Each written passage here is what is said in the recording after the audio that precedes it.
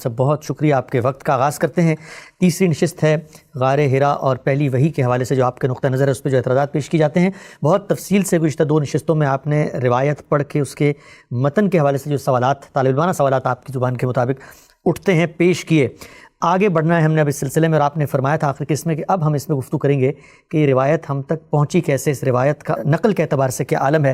پہلا سوال میرا آج آپ سے یہ ہے کہ یہ بتائیے کہ اس روایت کے اس کانٹینٹ کے لحاظ سے یہ بحث اتنی ضروری کیوں ہو جاتی ہے کہ ہم یہ دیکھیں کہ یہ روایت ہم تک پہنچی کیسے ہے، اس کی سند کیا ہے، کتنے صحابہ سے ہے، کیا یہ مرفوع ہے، مرفوع نہیں ہے، یہ پوری بحث اتنی اہمیت کیوں اختیار کر گئی؟ یہ ہر روایت کے بارے میں بحث ہونی چاہیے، اس لیے کہ رسالت مآب صلی اللہ علیہ وسلم کی نسبت سے جب کوئی بات بیان کی جائے گی تو اس کی تحقیق ہوگی، اور اگر وہ کوئی اہم معاملہ ہے، اس کے بارے میں کوئی کھٹک پیدا ہو جاتی ہے، قرآن مجید کی روشنی میں وہ چیز سمجھ میں نہیں آ رہی ہوتی، علم و عقل کے مسلمات کچھ اور طرف رہنمائی کر رہے ہوتے ہیں، تو اور بھی زیادہ ضروری ہو جاتا ہے کہ دیکھا جائے کہ روایت کیا ہے، اس میں کیا بات کہی گئی ہے، اس کو کن لوگوں نے پیش کیا ہے، وہ کب سامنے آئی ہے۔ روایت پر تحقیق یہ تو میرے نزدیک اس مسلمان امت کا سب سے بڑا فن اور سب سے بڑا علم ہے۔ یعنی ہمارے ہاں غیر معمولی ہستیاں پیدا ہوئی ہیں، غیر معمولی شخصیات پیدا ہوئی ہیں جنہوں نے خاص اسی فن میں کمال حاصل کیا، اور وہ روایت پر تحقیق کرتے ہیں، اس کی سند کو دیکھتے ہیں، یہ کب سامنے آئی ہے، اس کے علل کیا ہیں، اس میں کیا کیا پہلو قابل غور ہیں، قرآن کی روشنی میں اس کی کیا حیثیت بنتی ہے، سنت کی روشنی میں کیا حیثیت بنتی ہے۔ یہی وہ کام ہے کہ جس کام کا نتیجہ ہمارے سامنے بخاری، مسلم اور اس طرح کی سیاق کی صورت میں آیا ہے۔ تو یہ کون سا ایسا تعجب کا معاملہ ہے؟ میں اس سے پہلے عرض کر چکا اور بڑی تفصیل سے عرض کر چکا کہ قرآن مجید کی روشنی میں جب میں اس روایت کو دیکھتا ہوں تو وہ کیا پہلو ہیں جو سامنے آتے ہیں، اور یہ طالب علمانہ سوالات ہی ہیں۔ یعنی میرے نزدیک تو ہر حال میں سوالات طالب علمانہ ہی ہونے چاہیے، اس لیے کہ پیغمبر کے دنیا سے رخصت ہو جانے کے بعد اور نبوت کے ختم ہو جانے کے بعد ہم سب کو طالب علمانہ طریقے سے دین کو سمجھنا ہے، دیکھنا ہے، اور مقصد یہ ہوتا ہے کہ جو اشکالات پیدا ہو رہے ہیں، جو سوالات پیدا ہو رہے ہیں، وہ اہل علم کے سامنے بھی آ جائیں، وہ بھی اس پر غور کریں، ایک علمی فضا ہو جس کے اندر چیزوں کا تجزیہ اور چیزوں کی تحلیل کی جائے۔ یہ کوئی نیا کام نہیں ہے جو ہم کر رہے ہیں، میرے نزدیک تو پہلی صدی سے یہ کام اسی طرح سے روایات پر ہو رہا ہے، اور اسی کے نتائج ہم دیکھ رہے ہیں جو ہمارے سامنے ہمارے علم کی پوری میراث کی صورت میں موجود ہیں۔ فقہا یہ کام کرتے رہے ہیں، محدثین یہ کام کرتے رہے ہیں، متکلمین یہ کام کرتے رہے ہیں، دین کو بحیثیت مجموعی دیکھنے والے یہ لوگ کام کرتے رہے ہیں۔ اسی کام کو تو علمی کام کہا جاتا ہے، اور پھر آپ کیا علمی کام ہے کیا؟ یعنی اللہ کی کتاب سمجھی جائے گی، اس کے فہم کے مسائل ہوں گے، اس کی تالیف کے مسائل ہوں گے، اور پھر اس کے بعد رسالت مآب صلی اللہ علیہ وسلم کی نسبت سے اگر کوئی بات قرآن کے علاوہ ہم تک پہنچی ہے تو اس کو دیکھا جائے گا، کیا وہ سنت کے دائرے کی چیز ہے، یا کوئی توضیح ہے، یا کوئی تاریخی واقعہ ہے، تو اس کو اس کے لحاظ سے دیکھنا، سمجھنا، اس کے اندر اترنا، یہ ہمارے دینی علم کا ناگزیر تقاضا ہے۔ ٹھیک، تو آگے بڑھتے ہیں۔ ہم سب بھی بتائیے گا کہ اس روایت کا کیا معاملہ ہے، اس کی سند، اس کی جو حیثیت ہے، کیسے ہم تک یہ پہنچی ہے، اس پر بھی کیا کچھ آپ کے ذہن میں سوالات اٹھتے ہیں جیسے آپ نے قرآن کی روشنی میں اس کے متن کی تنقید کرتے ہوئے اٹھائے؟ میں نے یہی ترتیب قائم رکھی، یعنی پہلے میں نے آپ کو یہ بتایا کہ اللہ کی کتاب قرآن مجید میرے سامنے نبوت کی کیا تصویر لاتی ہے، کیا معلوم ہوتا ہے کہ اس میں پیغمبری کن لوگوں کو دی جاتی ہے، کس وقت دی جاتی ہے، کس طریقے سے دی جاتی ہے، اس کے بعض تقابلی پہلو میں اس سے پہلے آپ کے سامنے رکھ چکا ہوں، اور میں نے یہ عرض کیا تھا کہ اب ہم کو خود روایت کی طرف توجہ کرنی چاہیے۔ تو روایت میں سب سے پہلی چیز جو زیر بحث آتی ہے اور زیر بحث آنی چاہیے وہ یہ ہے کہ یہ روایت ہم تک کس نے پہنچائی۔ اس میں سب سے پہلا سوال صحابی یا صحابہ کے بارے میں ہوتا ہے، یعنی رسالت مآب صلی اللہ علیہ وسلم سے تو کوئی صحابی روایت کرے گا نا، آپ کا کوئی ساتھی روایت کرے گا، وہ بتائے گا۔ اب وہ بتا رہا ہے، وہ روایت کر رہا ہے، تو کس چیز کو روایت کر رہا ہے، کس طریقے سے روایت کر رہا ہے، اس کی تحلیل ناگزیر ہوتی ہے، یہ دیکھنے کی ضرورت ہوتی ہے۔ اس واقعے کو دیکھیے، میں نے کئی مرتبہ یہ سوال اٹھایا ہے اور اب آپ کی خدمت میں بھی پیش کر دیتا ہوں کہ یہ واقعہ اپنی حیثیت کے لحاظ سے کس درجے کا ہے، اپنی اہمیت کے لحاظ سے کس درجے کا ہے۔ کیا یہ بس اتنی سی بات ہے کہ رسالت مآب صلی اللہ علیہ وسلم نے کھڑے ہو کر پانی پیا تھا یا نہیں پیا تھا؟ ایسی کوئی بات کوئی بھی شخص بیان کر دیتا، کوئی فرق نہیں پڑتا۔ یعنی اس میں تو کوئی موقوف، کوئی مرسل روایت بھی ہمارے سامنے آ جاتی ہے تو ایک آداب کی چیز ہے، اس کے بارے میں کوئی زیادہ تردد نہیں ہوتا۔ رسالت مآب صلی اللہ علیہ وسلم کی طرف نسبت کی احتیاط تو اپنی جگہ قائم رہتی ہے، لیکن یہ کوئی تردد اور تحقیق کی چیز نہیں بنتی۔ یہ جو واقعہ ہے، یعنی رسالت مآب صلی اللہ علیہ وسلم پیغمبر بنا دیے گئے، یہ تو میرے نزدیک محمد بن عبداللہ کی زندگی کا سب سے بڑا واقعہ ہے۔ یعنی وہ کیا چیز ہے جو محمد بن عبداللہ کو محمد الرسول اللہ صلی اللہ علیہ وسلم بنا دیتی ہے، وہ کیا چیز ہے؟ یہی واقعہ ہے۔ یعنی وحی آ گئی، پیغمبری دے دی گئی، سیدنا موسیٰ علیہ السلام کو یہ پیغمبری کس طرح دی گئی، اس کی ایک تصویر میں نے آپ کے سامنے رکھی ہے نا۔ اس سے پہلے وہ کیا تھے؟ یعنی ایک عام انسان کی حیثیت سے ان کے پاس اخلاق ہوگا، کردار ہوگا، سیرت ہوگی، سب کچھ ہوگا، لیکن ان کی یہ حیثیت کہ وہ ایک انسان کے طور پر خدمات انجام دے رہے ہیں، اس سے زیادہ تو کوئی حیثیت نہیں تھی. بالکل ایسے. وہاں ایک واقعہ ہو گیا، وہ بنی اسرائیل سے تعلق رکھتے تھے، وہاں سے اپنی جان بچا کے بھاگے، مدین چلے گئے، وہاں پر جا کر اللہ تعالیٰ سے دعا کی، رب لما انزلت علی من خیر فقیر. وہ خاتون ان کو گھر لے گئی، اس کے بعد ان کو بھیڑ بکریاں چرانے کی خدمت سونپتی گئی. یہی ہے نا ساری کی ساری تاریخ. اگر یہ معاملہ نہ ہوتا جو وادی طوا میں ہوا، وادی ایمن میں ہوا، وہ معاملہ نہ ہوتا تو آج کوئی جانتا کہ موسیٰ علیہ السلام کون ہے. تو موسیٰ علیہ السلام بنے اس واقعے کے نتیجے میں، اسی طرح محمد بن عبداللہ محمد الرسول اللہ بنے اس واقعے کے نتیجے میں. ٹھیک. تو یہ واقعہ ہی رسالت بآب صلی اللہ علیہ وسلم کی زندگی کا سب سے بڑا واقعہ ہے. اس وجہ سے اس کی یہ نوعیت نہیں ہے کہ کوئی شخص یہ کہہ کے آگے گزر جائے کہ بہت سی باتیں ہیں، کسی نے بیان کر دیں، کسی تابعی نے بیان کر دیں، کسی صحابی نے اپنے طور پہ بیان کر دیں، تو اس میں کیا مصیبت آ جاتی ہے؟ کوئی مصیبت نہیں آتی. لیکن معاملے کی نوعیت اگر مختلف ہے اور یہ ہے، اور اس کی اہمیت اگر یہ ہے، تو پھر یہ بہت قابل غور معاملہ بن جاتا ہے. تو یہاں میں نے عرض کیا کہ سب سے پہلا سوال یہ ہوگا کہ کس نے بیان کیا. اب اگر آپ واقعے کے لحاظ سے دیکھیں تو ابن خلدون نے بڑی صحیح بات کہی ہے کہ واقعے اور تاریخ کی کسی چیز کے بارے میں سب سے پہلے اس کی احوال سے مطابقت دیکھنی چاہیے. اور یہ بڑا اہم اصول ہے. یعنی سند تو بعد میں دیکھیں گے نا، مطابقت احوال ہونی چاہیے سب سے پہلے. اور وہ جس طرح سند کے بیان میں ہونی چاہیے اسی طرح متن میں بھی ہونی چاہیے. یہ مطابقت احوال کیا ہوتی ہے؟ مطلب یہ ہے کہ ایک واقعہ بیان کیا جا رہا ہے نا، تو اس واقعے کی ایک تصویر آپ کے سامنے آئے گی، اس کے بیان کرنے والوں کی بھی ایک تفصیل آپ کے سامنے آئے گی. یہ جو واقعہ بیان کیا جا رہا ہے اس کے حالات کے لحاظ سے مطابقت رکھنے والی ہونی چاہیے. یعنی قیام پاکستان کا واقعہ بیان کیا جا رہا ہے. ٹھیک. ہندوستان تقسیم ہو گیا، ایک نئی سلطنت وجود میں آ گئی. آپ سے پوچھا جاتا ہے یہ واقعہ کس نے بیان کیا ہے؟ آپ فرماتے ہیں قائد اعظم کے ایک ڈرائیور نے بتایا تھا. اچھا ٹھیک. اب یہ ہے کہ یہ قائد اعظم کے ڈرائیور کے بتانے سے قیامت آ گئی ہے. کیوں بتایا اس نے؟ بھائی تو یہ ایک واقعہ تھا جس کو ساری دنیا کو رپورٹ کرنا تھا. اچھی مثال. یہ کوئی معمولی واقعہ تو نہیں تھا نا. تو یہ میں نے ایک مثال دی بات سمجھانے کے لیے. تو احوال کی مطابقت دونوں جانب دیکھنے کی ضرورت ہوتی ہے. رسول اللہ صلی اللہ علیہ وسلم کی میں نے عرض کیا زندگی کا سب سے بڑا واقعہ ہے. محمد بن عبداللہ اس کے نتیجے میں محمد الرسول اللہ ہو گئے ہیں. اب میرا سوال یہ ہے کہ پورا کا پورا حدیث کا ذخیرہ یہ کہیں نہیں بتاتا کہ رسول اللہ صلی اللہ علیہ وسلم خود اس واقعے کو بیان کر رہے ہیں اور کوئی صحابی ان سے سن رہا ہے اور ہمیں یہ بتا رہا ہے کہ فلاں وقت فلاں موقع پر یا آپ نے بطور خود یا میرے سوال کے نتیجے میں یہ بات بتائی تھی. اچھا. یہ ایک اہم سوال ہے نا، طالب علمانہ سوال پیدا ہوتا ہے. یعنی یہ کیا وجہ کیا ہے؟ رسول اللہ صلی اللہ علیہ وسلم نے بارہا بعض چیزوں کے بارے میں خود بتایا. میں آپ سے عرض کرتا ہوں کہ خود وہی آپ پر کیسے آتی ہے، اس کے بارے میں حدیث کی کتابوں میں سوالات موجود ہیں اور رسول اللہ صلی اللہ علیہ وسلم نے اس کا جواب دیا ہے. صحابہ کرام کے لیے بھی یہ کوئی معمولی چیز تو نہیں ہے. یعنی اس کے بارے میں آج بھی فطری جستجو ہونی چاہیے. اچھا اپنے آپ کو رکھ کے دیکھیں کہ آپ رسول اللہ صلی اللہ علیہ وسلم پر ایمان لائے، آپ کو وہ زمانہ نصیب ہوا ہے. اگر کبھی آپ کو کوئی علمی سوال کرنا ہو تو آپ پوچھیں گے نا یہ واقعہ یہ کیسے ہوا تھا. اچھا یا دوسری صورت ہوگی وہ یہ ہے کہ واقعہ ہر ایک کے سامنے ہوا ہوگا. بالکل. جیسے میں نے قیام پاکستان کی مثال دی. تو اگر تو ہر ایک کے سامنے ہوا ہے تو ہر ایک کی زبان پر کسی نہ کسی طریقے سے ہونا چاہیے.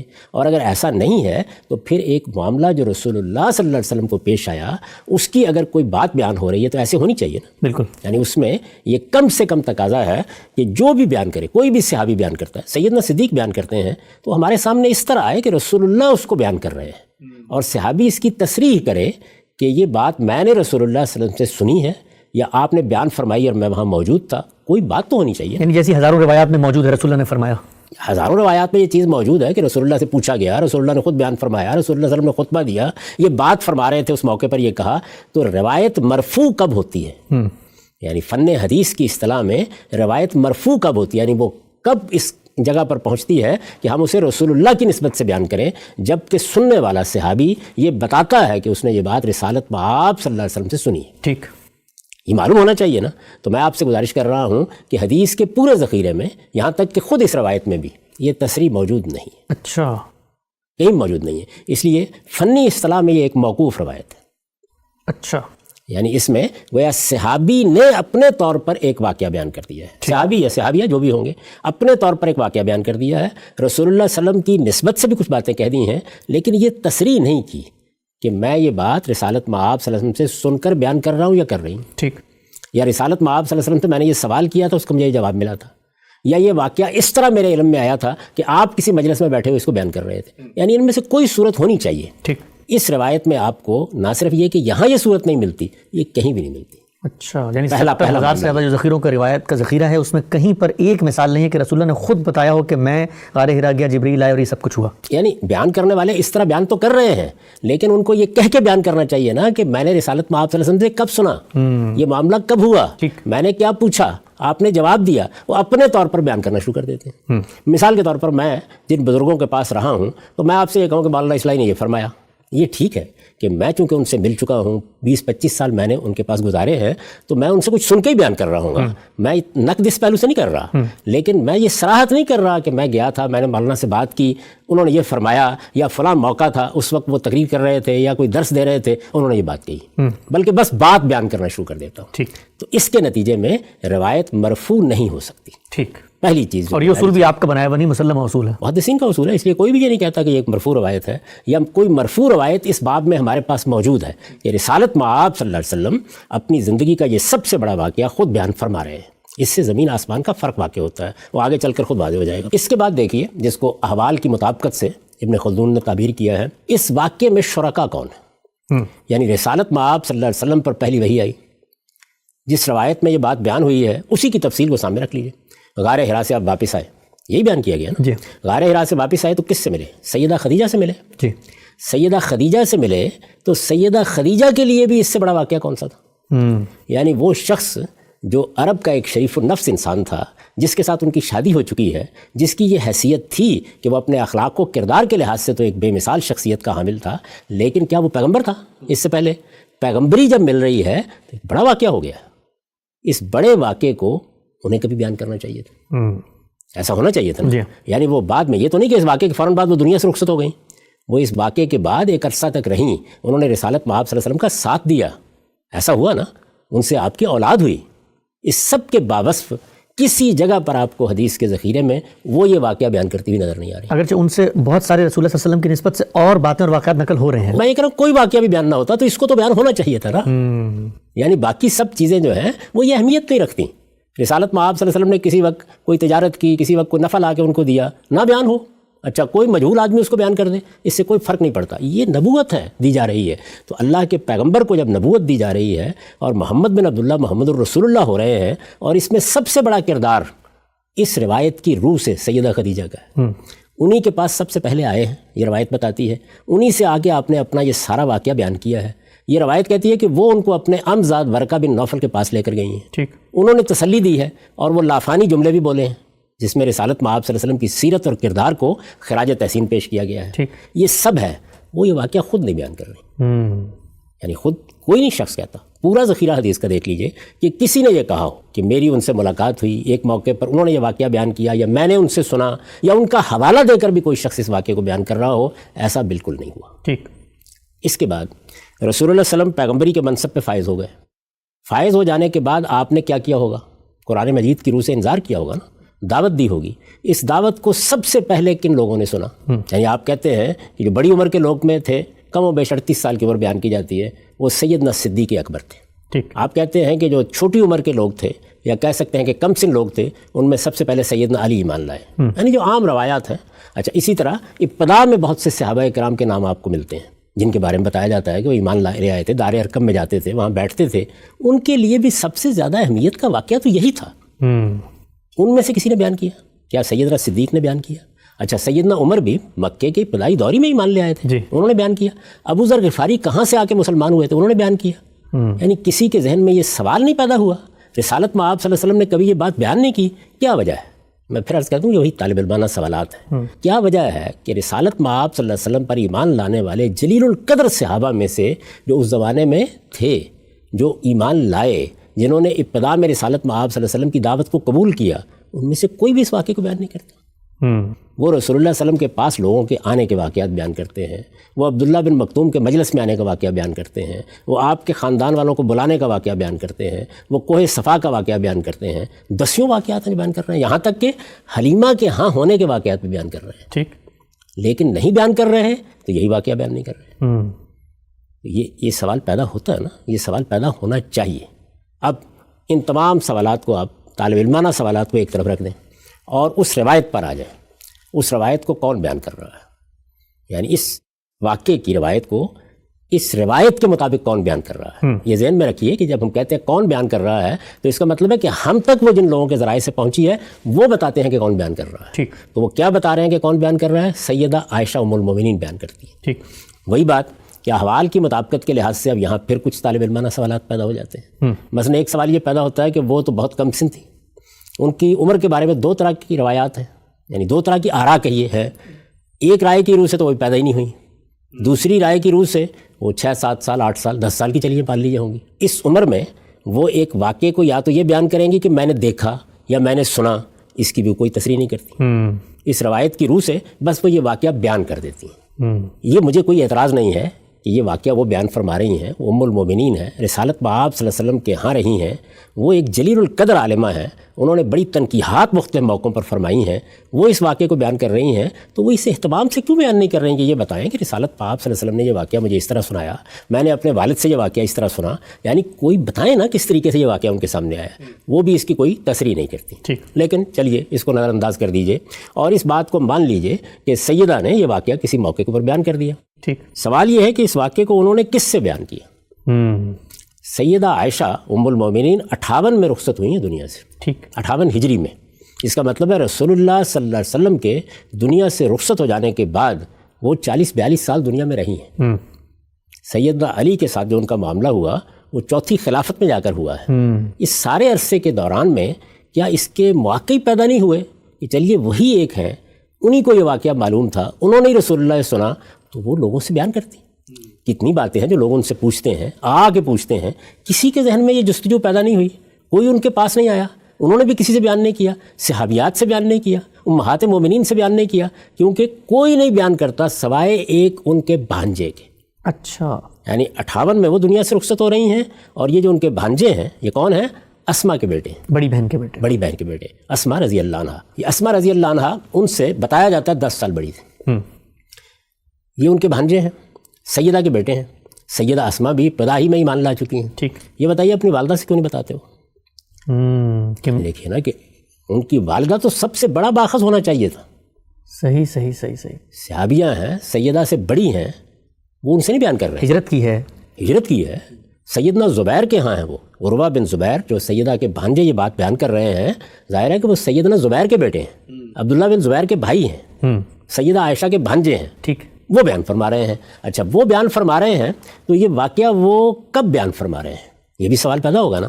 58 تک سیدہ دنیا میں رہیں، انہوں نے اپنے اس بھانجے کے سوا کسی سے یہ واقعہ بیان نہیں کیا. ٹھیک. ایک طالب علمانہ سوال پیدا ہوتا ہے نا، رسول اللہ کی زندگی کا سب سے بڑا واقعہ، اہم ترین واقعہ، حضور کو نبوت کیسے ملی وہ واقعہ، اتنا بڑا واقعہ ہے، اتنی اس کی اہمیت ہے، لیکن سوائے اپنے ایک بھانجے کے انہوں نے کسی سے اس کو بیان نہیں کیا. کیونکہ کوئی اور راوی آپ کو پورے ذخیرے میں ملتا ہی نہیں اس کو بیان کرنے والا.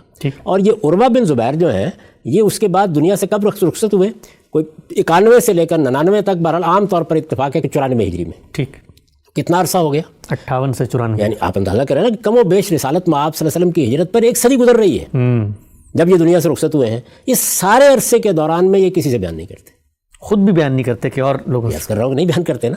یعنی ہونا یہ چاہیے تھا کہ پہلے تو سیدہ اس کو بہت سے لوگوں سے بیان کرتی، بہت سے لوگ تجسسی میں ان سے پوچھنے کے لیے آتے، بہت سے لوگ یہ بتا رہے ہوتے کہ ہم سیدہ کے پاس گئے، چونکہ انہی کو یہ معلوم تھا کہ پہلی وحی کیسے آئی ہے، تو وہ ہمارے لیے ایک منبع علم تھی. ہم گئے، ہم نے ان سے پوچھا جا کے، یا کسی موقع پر توجہ دلانے کے لیے خود انہوں نے بیان کیا کہ رسول اللہ صلی اللہ علیہ وسلم پر وحی کا سلسلہ اس طرح شروع ہوا تھا. ٹھیک. انہوں نے اپنے بھانجے کو بتا دیا کہیں خلوت میں، تو بھانجے نے پھر اس کے بعد اتنا لمبا عرصہ تک وہ دنیا میں جیتے رہے، کسی سے بیان نہیں کیا. ایک صاحب سے انہوں نے بیان کیا. اچھا. یعنی اس سارے عرصے کے دوران میں وہ ایک شخص سے اس کو بیان کرتے ہیں. وہ کون ہے؟ وہ ابن شہاب زہری. ٹھیک. ابن شہاب زہری جو ہیں ان سے وہ بیان کرتے ہیں، اور ابن شہاب زہری غالباً 128 میں دنیا سے رخصت ہوئے ہیں. اب یہ اندازہ کیجئے کہ 1 صدی بھی مکمل ہو کے آپ آگے جا چکے ہیں. یہ سارا پس منظر ذہن میں رکھیے. یہ ابن شہاب زہری سے وہ بیان کرتے ہیں، اور پھر اس کے بعد اس واقعے کا شروع ہوتا ہے. یعنی اب یہ شائع و ضائع ہو رہا ہے. اب بہت سے لوگ جو ہے ابن شہاب زہری سے اس کو بیان کرنا شروع ہو گئے ہیں. تو وہی طالب علمانہ سوال کہ یہ ابن شہاب زہری کے پاس پہنچا تو 10 لوگوں کی زبانوں پر آ گیا، لوگوں نے اس کو آگے پھیلانا شروع کر دیا. یہ عروہ بن زبیر کی زبان تک جب تک رہا تو سوائے ان کے کسی نے اس کو نہیں سنا، اور یہ سیدہ کی زبان پر رہا تو سوائے عروہ بن زبیر کے کسی نے نہیں سنا. تو اب گویا کم و بیش آپ یہ سمجھیے کہ 100 سال کے بعد یہ ہمارے سامنے آتا ہے اس صورت میں کہ جس میں عروہ بن زبیر جو سیدہ عائشہ کے بھانجے ہیں وہ سیدہ سے اس واقعے کو روایت کرتے ہیں، اور سیدہ بھی یہ تصریح نہیں کرتی کہ میں نے یہ واقعہ رسالت مآب صلی اللہ علیہ وسلم سے سنا ہے۔ ٹھیک، یہ اس کی سند کی تحلیل پر کچھ طالب علمانہ سوالات ہیں۔ اس کے بعد اب ابن شہاب زہری کو دیکھیے، یہی وہ شخصیت ہے جن پر اس روایت کا مدار ہے۔ یہ کہا جاتا ہے نا کہ فلاں شخصیت یا فلاں راوی پر روایت قائم ہے، اسی پر کھڑی ہے، ٹھیک، ساری سند کا مدار اسی پر ہے، تو یہی شخصیت ہے۔ اوپر سے اگر راوی قابل اعتماد ہوئے ہیں تو ان کی شہادت پر، اور اگر اس کے بعد یہ روایت شائع و ضائع ہوتی ہے تو انہی کے شاگردوں کے ذریعے سے۔ ٹھیک، اب ابن شہاب زہری کے بارے میں اس وقت یہ بحث نہیں کرتا کہ محدثین ان سے متعلق کیا کہتے ہیں۔ اچھا، یعنی ہمارے محدثین اگر یہ کہتے ہیں کہ یہ تدریس کرتے تھے، یہ ادراج کرتے تھے، یہ ارسال کرتے تھے، اسی طریقے سے اگر دوسرے بعض اہل علم ان پر نقد کرتے ہیں تو وہاں بہت سی چیزیں آپ کو ان کی شخصیت کے بارے میں مل جائیں گی، اور اسی طرح کی جر و نقد مل جائے گی جو عام طور پر ہمارے محدثین یا ہمارے ائمہ رجال روات پر کیا کرتے ہیں، لیکن میں اس سے صرف نظر کر لیتا ہوں۔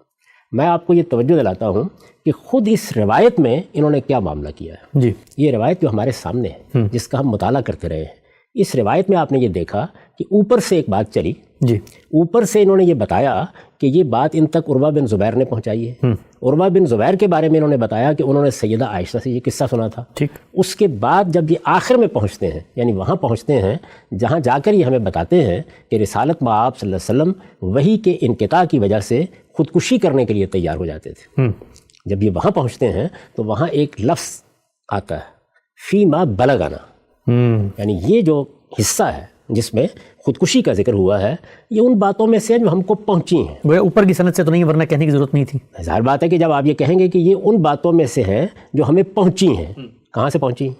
کیا اسی سند سے پہنچی ہیں؟ اسی سند سے پہنچی ہیں تو یہ بتانے کی ضرورت کیا تھی؟ کسی اور جگہ سے پہنچی ہیں تو کہاں سے پہنچی ہیں؟ ہے کہ یہ ایک انتہائی غیر محتاط انداز بیان ہے کہ کوئی شخص ایک روایت بیان کر رہا ہے، رسالت مآب صلی اللہ علیہ وسلم کے بارے میں بیان کر رہا ہے، بات وہ بیان کر رہا ہے کہ جس کو جیسے ہی ہم پڑھتے ہیں تو ششدر ہو کر کھڑے ہو جاتے ہیں۔ خدا کا آخری پیغمبر کیا وحی کے انقطاع کی وجہ سے خودکشی کرنے پر آمادہ ہو گیا؟ بار بار یہی صورت پیش آئی، جبریل امین کو ہر مرتبہ آ کے تسلی دینی پڑی۔ ہم اس سے پہلے پیغمبری کیسے ملتی ہے، پیغمبروں کا رد عمل کیا ہوتا ہے، اس پر تفصیل سے گفتگو کر چکے ہیں۔ تو یہ کہتے ہیں کہ فی ما بلغنا۔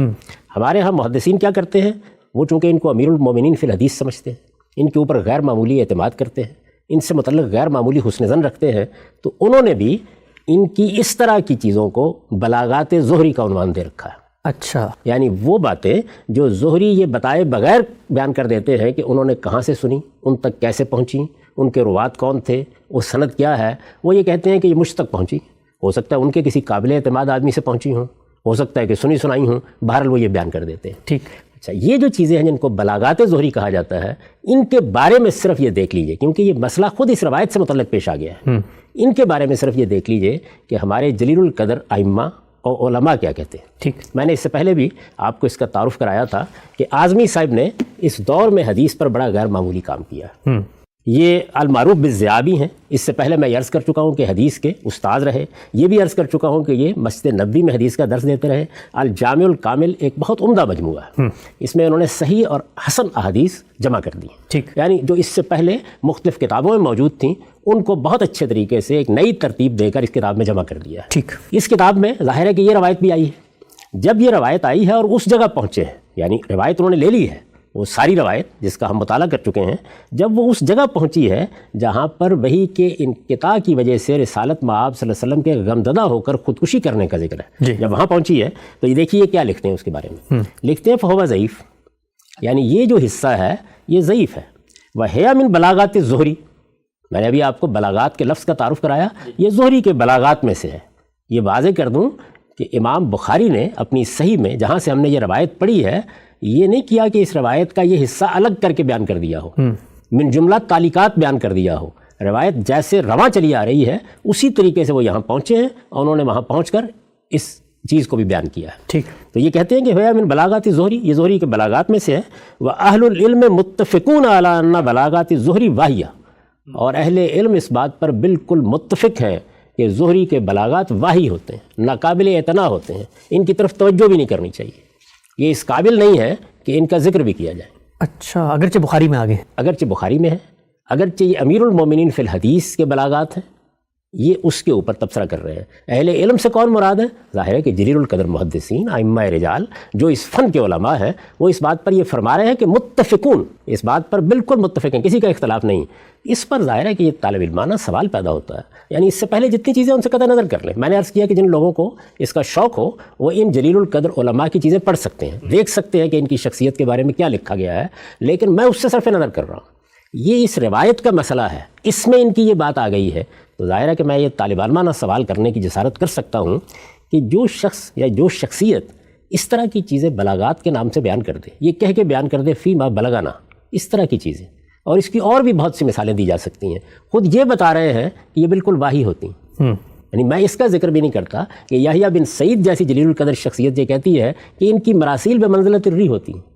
اچھا، میں ان چیزوں کا ذکر نہیں کر رہا، میں اس پہلو سے نقد بھی نہیں کر رہا، میں صرف یہ طالب علمانہ سوال کر رہا ہوں کہ یہ جو کچھ انہوں نے بیان کیا ہے، جو شخص اس طرح کی باتیں بیان کرتا ہے، کیا وہ جس موقع کے اوپر یہ کہہ دیتا ہے کہ ہاں میں نے یہ بات فلاں سے سنی اور فلاں سے سنی ہے، اور وہ لوگ ثقہ ہوتے ہیں، تو اس کی یہ بات کیا پھر بصر و چشم قبول کر لی جائے، اس کے سامنے سر نیاز جھکا دیا جائے، اس کے بعد کوئی جر و نقد نہ کی جائے، نہ دیکھا جائے کہ جس شخص کے ہاں یہ باتیں اس طریقے سے بیان ہو جاتی ہیں، یعنی بات کیا ہے وہ میں نے آپ کو سنا دی، اس بات کا دفاع کرنے کی جسارت اہل علم بھی نہیں کر رہے ہیں، وہ بھی اس طرح کی ان کی چیزوں کے بارے میں یہ کہہ رہے ہیں کہ یہ واہی ہوتی ہیں، تو پھر اوپر جو روایت انہوں نے بیان کیا اس کے بارے میں کیا رائے قائم کی جائے؟ تو یہ بھی ایک طالب علمانہ سوال ہے۔ تو میں آپ سے یہ گزارش کر رہا ہوں کہ اس کی سند سے متعلق یہ وہ اشکالات ہیں، یہ سوالات ہیں، یہ وہ طالب علمانہ نوعیت کی معروضات ہیں جو پیش کی جا سکتی ہیں۔ ٹھیک، اگر اس سے متعلق کوئی چیز آپ نے پوچھنی ہو یا اس پہ بات کرنی ہو تو کر لیجئے، اس کے بعد میں آگے بڑھتا ہوں۔ ایک پہلو ہم سے میں چاہتا ہوں ذرا یہاں پر سننے والوں کے ذہن میں آ رہا ہوگا، کیونکہ صحیح بخاری کے اندر یہ روایت آئی ہے، اور اس روایت کا جو حکم بالعموم بیان کیا جاتا ہے وہ یہ ہے کہ بھئی یہ تو صحیح روایت ہے، اس کے ایک بے غبار روایت ہے، اگرچہ آپ نے بتا دیا تھا کہ یہ مرفوع روایت نہیں ہے، رسول اللہ صلی اللہ علیہ وسلم کی نسبت سے بات نہیں ہو رہی، لیکن سوال میرا آپ سے اس موقع پہ یہ ہے کہ کیا صحیح بخاری کے اندر بھی محقق علماء کسی روایت پر یا کسی روایت کے کسی پہلو پر یہ حکم لگاتے ہیں کہ وہ ضعیف بھی ہو سکتا ہے؟ صحیح بخاری کی روایات پر تنقیدیں موجود ہیں، خاص طور پر اس کی تعلیقات پر بہت سی تنقیدیں موجود ہیں، اس کی جو روایات صحیح قرار دی جاتی ہیں اس پر بھی لوگوں نے بحثیں کی ہیں، اور کئی 100 کے قریب روایات ہیں جن پر جرح ہوئی ہے، پھر اس کا جواب دیا گیا ہے۔ آپ کے علم میں ہے دارقطنی کی جرح، آپ کے علم میں ہے کہ اس کا جواب حافظ ابن حجر نے کیا دیا ہے، یہ سب کچھ موجود ہے، لیکن اس کے بابس بہرحال بخاری ہیں، ان کا اس فن میں بہت بڑا مقام ہے۔ میں تو یہ عرض کر رہا ہوں کہ اس روایت کو نقل کرتے وقت وہ آخر میں جا کر یہ حصہ بھی نقل کر رہے ہیں، اور بغیر کسی تنبیہ کے نقل کر رہے ہیں، یہ نہیں کہ تعلیقات کے طور پر بیان کر رہے ہیں، بلکہ جس طرح روایت آگے بڑھ رہی ہے بس فی ما بلغنا کے الفاظ آ گئے ہیں، اور اس کے بعد خودکشی کا واقعہ بیان ہوگا۔ ٹھیک ہے ہم صاحب، تو آگے بڑھتے ہیں ہم۔ روایت کے بارے میں یہ تو طے ہو گیا کہ یہ ایک مرفوع روایت نہیں ہے، اس پر جو سوالات آپ کے ذہن میں اٹھتے تھے کہ اس کو وہ صحابہ جو سب کے سب موجود ہیں ان میں سے کوئی بیان نہیں کر رہا، سیدہ عائشہ سے بھی ان کے ایک بھانجے بیان کر رہے ہیں، کس وقت بیان کر رہے ہیں، کب اس کا شیوع ہوتا ہے، بڑی تفصیل سے آپ نے سے بحث کی۔ آگے بڑھتے ہیں، اور کیا طالب علمانہ سوالات ہیں جو اس روایت پر آپ کی نظر میں پیدا ہوتے ہیں؟ ابھی تک جو ہم نے بحث کیا نا اس پر ایک نگاہ ڈال لیجئے، یعنی اس میں میں نے یہ عرض کیا ہے کہ جب میں قرآن مجید کو پڑھتا ہوں، جب میں قدیم صحائف کو پڑھتا ہوں، جب میں یہ دیکھتا ہوں کہ نبوت کی حقیقت کیا ہے، جب مجھ پر یہ واضح ہوتا ہے کہ پیغمبروں کو یہ شرف کیسے بخشا گیا، قرآن مجید سے اس کی تفصیلات میں نے آپ کے سامنے رکھی ہیں، تو وہ بہت سے سوالات پیدا ہوتے ہیں جو اس کے متن سے متعلق ہیں۔ ٹھیک، اس کے بعد پھر میں نے آپ کو تفصیل سے یہ بتایا کہ اس کی سند سے متعلق کیا سوالات پیدا ہوتے ہیں، یعنی بات کب سامنے آئی ہے، وہ کون سا دور ہے جس میں سامنے آئی ہے، کس طرح ہم تک یہ پہنچی ہے، اور پھر اس کے بعد اس میں ابن شہاب زہری نے کس طریقے سے ایک واقعے کا اضافہ کیا ہے، اور اس واقعے کی کیا نوعیت ہے، اور اس واقعے کو جب آپ بلاغات زہری میں دیکھتے ہیں تو محدثین اس کے بارے میں کیا کہتے ہیں۔ یہ وہ چیزیں ہیں جن کی طرف میں نے توجہ دلائی ہے۔ میں پھر عرض کر دوں کہ یہ طالب علمانہ سوالات ہیں۔ اب جب آپ اس سے آگے بڑھتے ہیں تو ظاہر ہے کہ علم حدیث میں اس چیز کی بڑی اہمیت ہوتی ہے کہ یہ دیکھا جائے کہ یہ روایت ہم کو بخاری نے پہنچا دی، مسلم نے پہنچا دی، اور بہت سے محدثین نے پہنچا دی، ان سب لوگوں کے ساتھ کیا اس کے متون میں بھی کوئی تغیرات ہیں؟ یہ دیکھنا ہوگا نا۔ اسی طریقے سے یہ دیکھنا ہوگا کہ یہی واقعہ، یہی قصہ، یہی بات کیا کسی اور ذریعے سے بھی پہنچی ہے؟ بالکل۔ تو میں آپ کی خدمت میں عرض کرتا ہوں کہ ایک طرف تو ہمارے یہ محدثین ہیں یعنی ظاہر ہے کہ ہمارے پاس رسالت مآب صلی اللہ علیہ وسلم کے علم و عمل کی جو کچھ بھی روایات آتی ہیں، جس کو میں کہتا ہوں کہ وہ آپ کی حیات طیبہ کا تاریخی ریکارڈ ہے، اس میں آپ کے سوانح ہیں، اس میں آپ کے واقعات ہیں، جو کچھ بھی ہمارے سامنے آتا ہے وہ محدثین کے ذریعے سے آتا ہے۔ وہی آثار ہم تک پہنچا رہے تھے، وہی ہم تک رسالت مآب صلی اللہ علیہ وسلم کی مرفوع روایتیں پہنچا رہے تھے۔ اس سے پہلے یہ دونوں چیزیں ملی ہوئی ہوتی تھیں، بعد میں ان کی تنقیح ہونا شروع ہو گئی۔ یہ ایک علم ہے، ایک فن ہے، جس کے ذریعے سے واقعات کی، روایات کی، قصوں کی تحقیق کی جا رہی ہے۔ یہ بتایا جا رہا ہے کہ ان کو بیان کرنے والے کون لوگ ہیں، ان کے بیان کرنے میں کہیں انقطاع تو واقع نہیں ہو گیا، ان کی سیرت کیا ہے، ان کے حفظ و اتقان کا کیا معاملہ ہے۔ ایک طرف یہ علم ہے، اس علم میں جو چیز ہمارے سامنے آتی ہے حرا کے واقعے کے بارے میں یا پہلی وحی کے بارے میں، ہم نے اس کی تحلیل اور تجزیہ کر لیا۔ اب اس کے بعد ایک اور اس علم کا شعبہ ہے، اسی علم کا ایک شعبہ ہے، یعنی اس علم میں جب آپ اس علم کے محتویات کا جائزہ لیتے ہیں، اس کے مشمولات کو دیکھتے ہیں، اس کے کانٹینٹ کو دیکھتے ہیں، تو اس میں تو ہر چیز ہے نا، یعنی رسالت مآب صلی اللہ علیہ وسلم کی زندگی کے حالات بھی ہوں گے، سیرت طیبہ بھی ہوگی، اس میں سوانح بھی ہوں گے، اس میں مغازی بھی ہوں گے، اس میں فقہ بھی ہوگی، اس میں علم النبی بھی ہوگا۔ غرض یہ کہ یہ ایک جامع علم ہے جس میں رسول اللہ صلی اللہ علیہ وسلم کے حوالے سے یا رسالت مآب صلی اللہ علیہ وسلم کے صحابہ کے حوالے سے جو کچھ بھی معلومات ہو سکتی ہیں وہ جمع کر دی گئی، اور یہ اس لحاظ سے ایک جامع تاریخی ریکارڈ ہے۔ اس کے اندر ایک اور شعبہ ہے، وہ شعبہ ہے سیرت النبی کا۔ اچھا، یعنی ایسے لوگ بھی پیدا ہوئے، اس سے پہلے ہم دیکھ چکے ہیں نا کہ یہ کیا زمانہ ہے، یعنی صحابہ کرام روایات بیان کر رہے ہیں، صحابہ کرام سے تابعین سن رہے ہیں، پھر اس کے بعد ہمارے ہاں یہ جلیل القدر ائمہ رجال پیدا ہوتے ہیں، یہ تنقیح کا کام شروع کرتے ہیں، پھر اس کے بعد وہ محدثین پیدا ہوتے ہیں جنہوں نے ہمیں یہ کتابیں دی ہیں، جیسے بخاری ہے، جیسے مسلم ہے، اور یہ معلوم ہے کہ بخاری 256 میں دنیا سے رخصت ہوئے ہیں۔ تو اس لحاظ سے اگر آپ دیکھیں تو یہ پورا فن کم و بیش 2.5-3 صدیوں میں کہیں جا کر ہمارے سامنے اس منقع صورت میں آتا ہے۔ اس کے بالکل اندر اسی کے ساتھ متوازی طور پر ایک دوسری چیز کی ہے سیرت النبی۔ اچھا، ظاہر ہے کہ وہ اس کا حصہ ہے، یعنی اس کو ایسے سمجھیے نا کہ جیسے آپ طب میں کوئی کام کرتے ہیں تو طب میں ایک تو یہ ہے کہ آپ نے عمومی کام کیا جس میں طب سے متعلق ساری چیزیں زیر بحث آ رہی ہیں، اور دوسری چیز کیا ہے، دوسری چیز یہ ہے کہ آپ نے اس میں سے مثال کے طور پر ناک کان گلے کے امراض کا انتخاب کیا، یعنی اسپیشلائز فیلڈ میں چلے گئے ہیں، یعنی آپ نے ایک اختصاص یا اسپیشلائزیشن کا طریقہ اختیار کر لیا۔ یہ دل کے معالج ہیں، یہ گردوں کے معالج ہیں، تو اس میں کیا ہوتا ہے، یعنی وہ ہیں تو طبیب ہی لیکن وہ ایک خاص چیز کو اپنی تحقیقات کا موضوع بنا لیتے ہیں۔ تو نبی صلی اللہ علیہ وسلم کی سیرت، میں نے عرض کیا نا کہ وہاں تو علم النبی بھی ہے، وہاں فقہ النبی بھی ہے، یہاں سیرت النبی۔ سیرت النبی کو جن لوگوں نے موضوع بنایا ان کی بھی ایک تاریخ ہے پوری کی پوری۔ صحابہ کرام میں بھی بعض لوگ مل جاتے ہیں کہ جنہوں نے خاص سیرت کی چیزوں کو بیان کیا ہے، تابعین میں بھی بہت سے بزرگ مل جاتے ہیں۔ اگر اس کی آپ کو تفصیل دیکھنی ہو تو آپ مثال کے طور پر، ہمارے ہاں چونکہ زیادہ تر اردو پڑھنے والے لوگ ہیں جو ہمارے مخاطبین ہیں، تو آپ اس کے لیے شبلی کی سیرت کا مقدمہ دیکھ سکتے ہیں۔ اسی طرح سے پنجاب یونیورسٹی میں جو دائرۃ المعارف ہے، انسائکلوپیڈیا چھاپا گیا ہے، اس میں سیرت پر ایک پوری کی پوری مجلد ہے، اس کو آپ دیکھ سکتے ہیں۔ اس میں بھی کون کون لوگ صحابہ میں، تابعین میں سیرت کو بحیثیت سیرت بیان کرتے تھے، ان کا ذکر موجود ہے۔ تو یہ سب چیزیں دیکھی جا سکتی ہیں۔ اس میں جو سب سے نمایاں شخصیت ہمارے سامنے آتی ہے وہ ابن اسحاق ہے۔ اچھا، ابن اسحاق کے بارے میں ہم اس سے پہلے ابن شہاب زہری کے بارے میں یہ بتا چکے ہیں کہ وہ 128 میں رخصت ہوئے۔ اس میں مجھے غلطی لگی، یعنی تسامح ہوا، 124 میں دنیا سے رخصت ہوئے۔ یہ جو ابن اسحاق ہیں یہ 150 میں دنیا سے رخصت ہوئے، یعنی میں صرف چاہتا ہوں کہ زمانہ آپ کے سامنے آ جائے۔ ابن اسحاق کے ہاں سب سے پہلے ہمیں ایک مرتب صورت میں سیرت نظر آتی ہے، رسالت مآب صلی اللہ علیہ وسلم کی سیرت۔ یہ جو کتاب ہے، یہ ظاہر بات ہے کہ جب ایک آدمی ابتدا کرتا ہے تو اس میں بہت سے مسائل ہوتے ہیں، اس میں اس طرح کی تدوین بھی نہیں ہوتی، اس میں چیزیں اس تنقیح سے بھی سامنے نہیں آتی۔ پھر ان کی اس کتاب ابن اسحاق کی سیرت کی تنقیح کرتے ہیں ابن ہشام۔ اچھا، ابن اسحاق کے بارے میں تو آپ کو بہت کچھ جر و نقد بھی مل جائے گی، لیکن ابن ہشام جلیل القدر محدث ہیں، ان کی ایک خاص حیثیت ہے۔ چنانچہ پہلی سیرت کی کتاب جو ہمارے سامنے منقع ہو کر آتی ہے وہ سیرت ابن ہشام۔ کس دور کے ہیں یہ ہم سب؟ یعنی ابن ہشام دنیا سے 218 میں رخصت ہوئے ہیں۔ اس سے آپ اندازہ کر سکتے ہیں کہ یہ کس دور کے لوگ ہیں۔ یہاں یہ بات بھی سمجھ لیجئے کہ یہ 218 میں رخصت ہو گئے ہیں، اس سے پہلے انہوں نے کتاب لکھی ہوگی، اس کو مدون کیا ہوگا، یہ مختلف مراحل سے گزری ہوگی۔ بخاری ہمارے پاس سے 256 میں دنیا سے رخصت ہوتے ہیں، یعنی اس میں کم و بیش 38-40 سال کا وقفہ ہے، وہ اس کے بہت بعد ہیں۔ یہ اس زمانے میں ابن ہشام سیرت کو ترتیب دیتے ہیں۔ اچھا، بنیاد اس کی ابن اسحاق کی سیرت پر ہے، لیکن انہوں نے اس کو منقع کر کے پیش کیا ہے۔ اور میں نے عرض کر دیا کہ ابن اسحاق پر تو جر و نقد دکھائی جا سکتی ہے، ان کا معاملہ بہت مختلف ہے، یعنی یہ بہت ثقہ علماء میں شمار ہوتے ہیں۔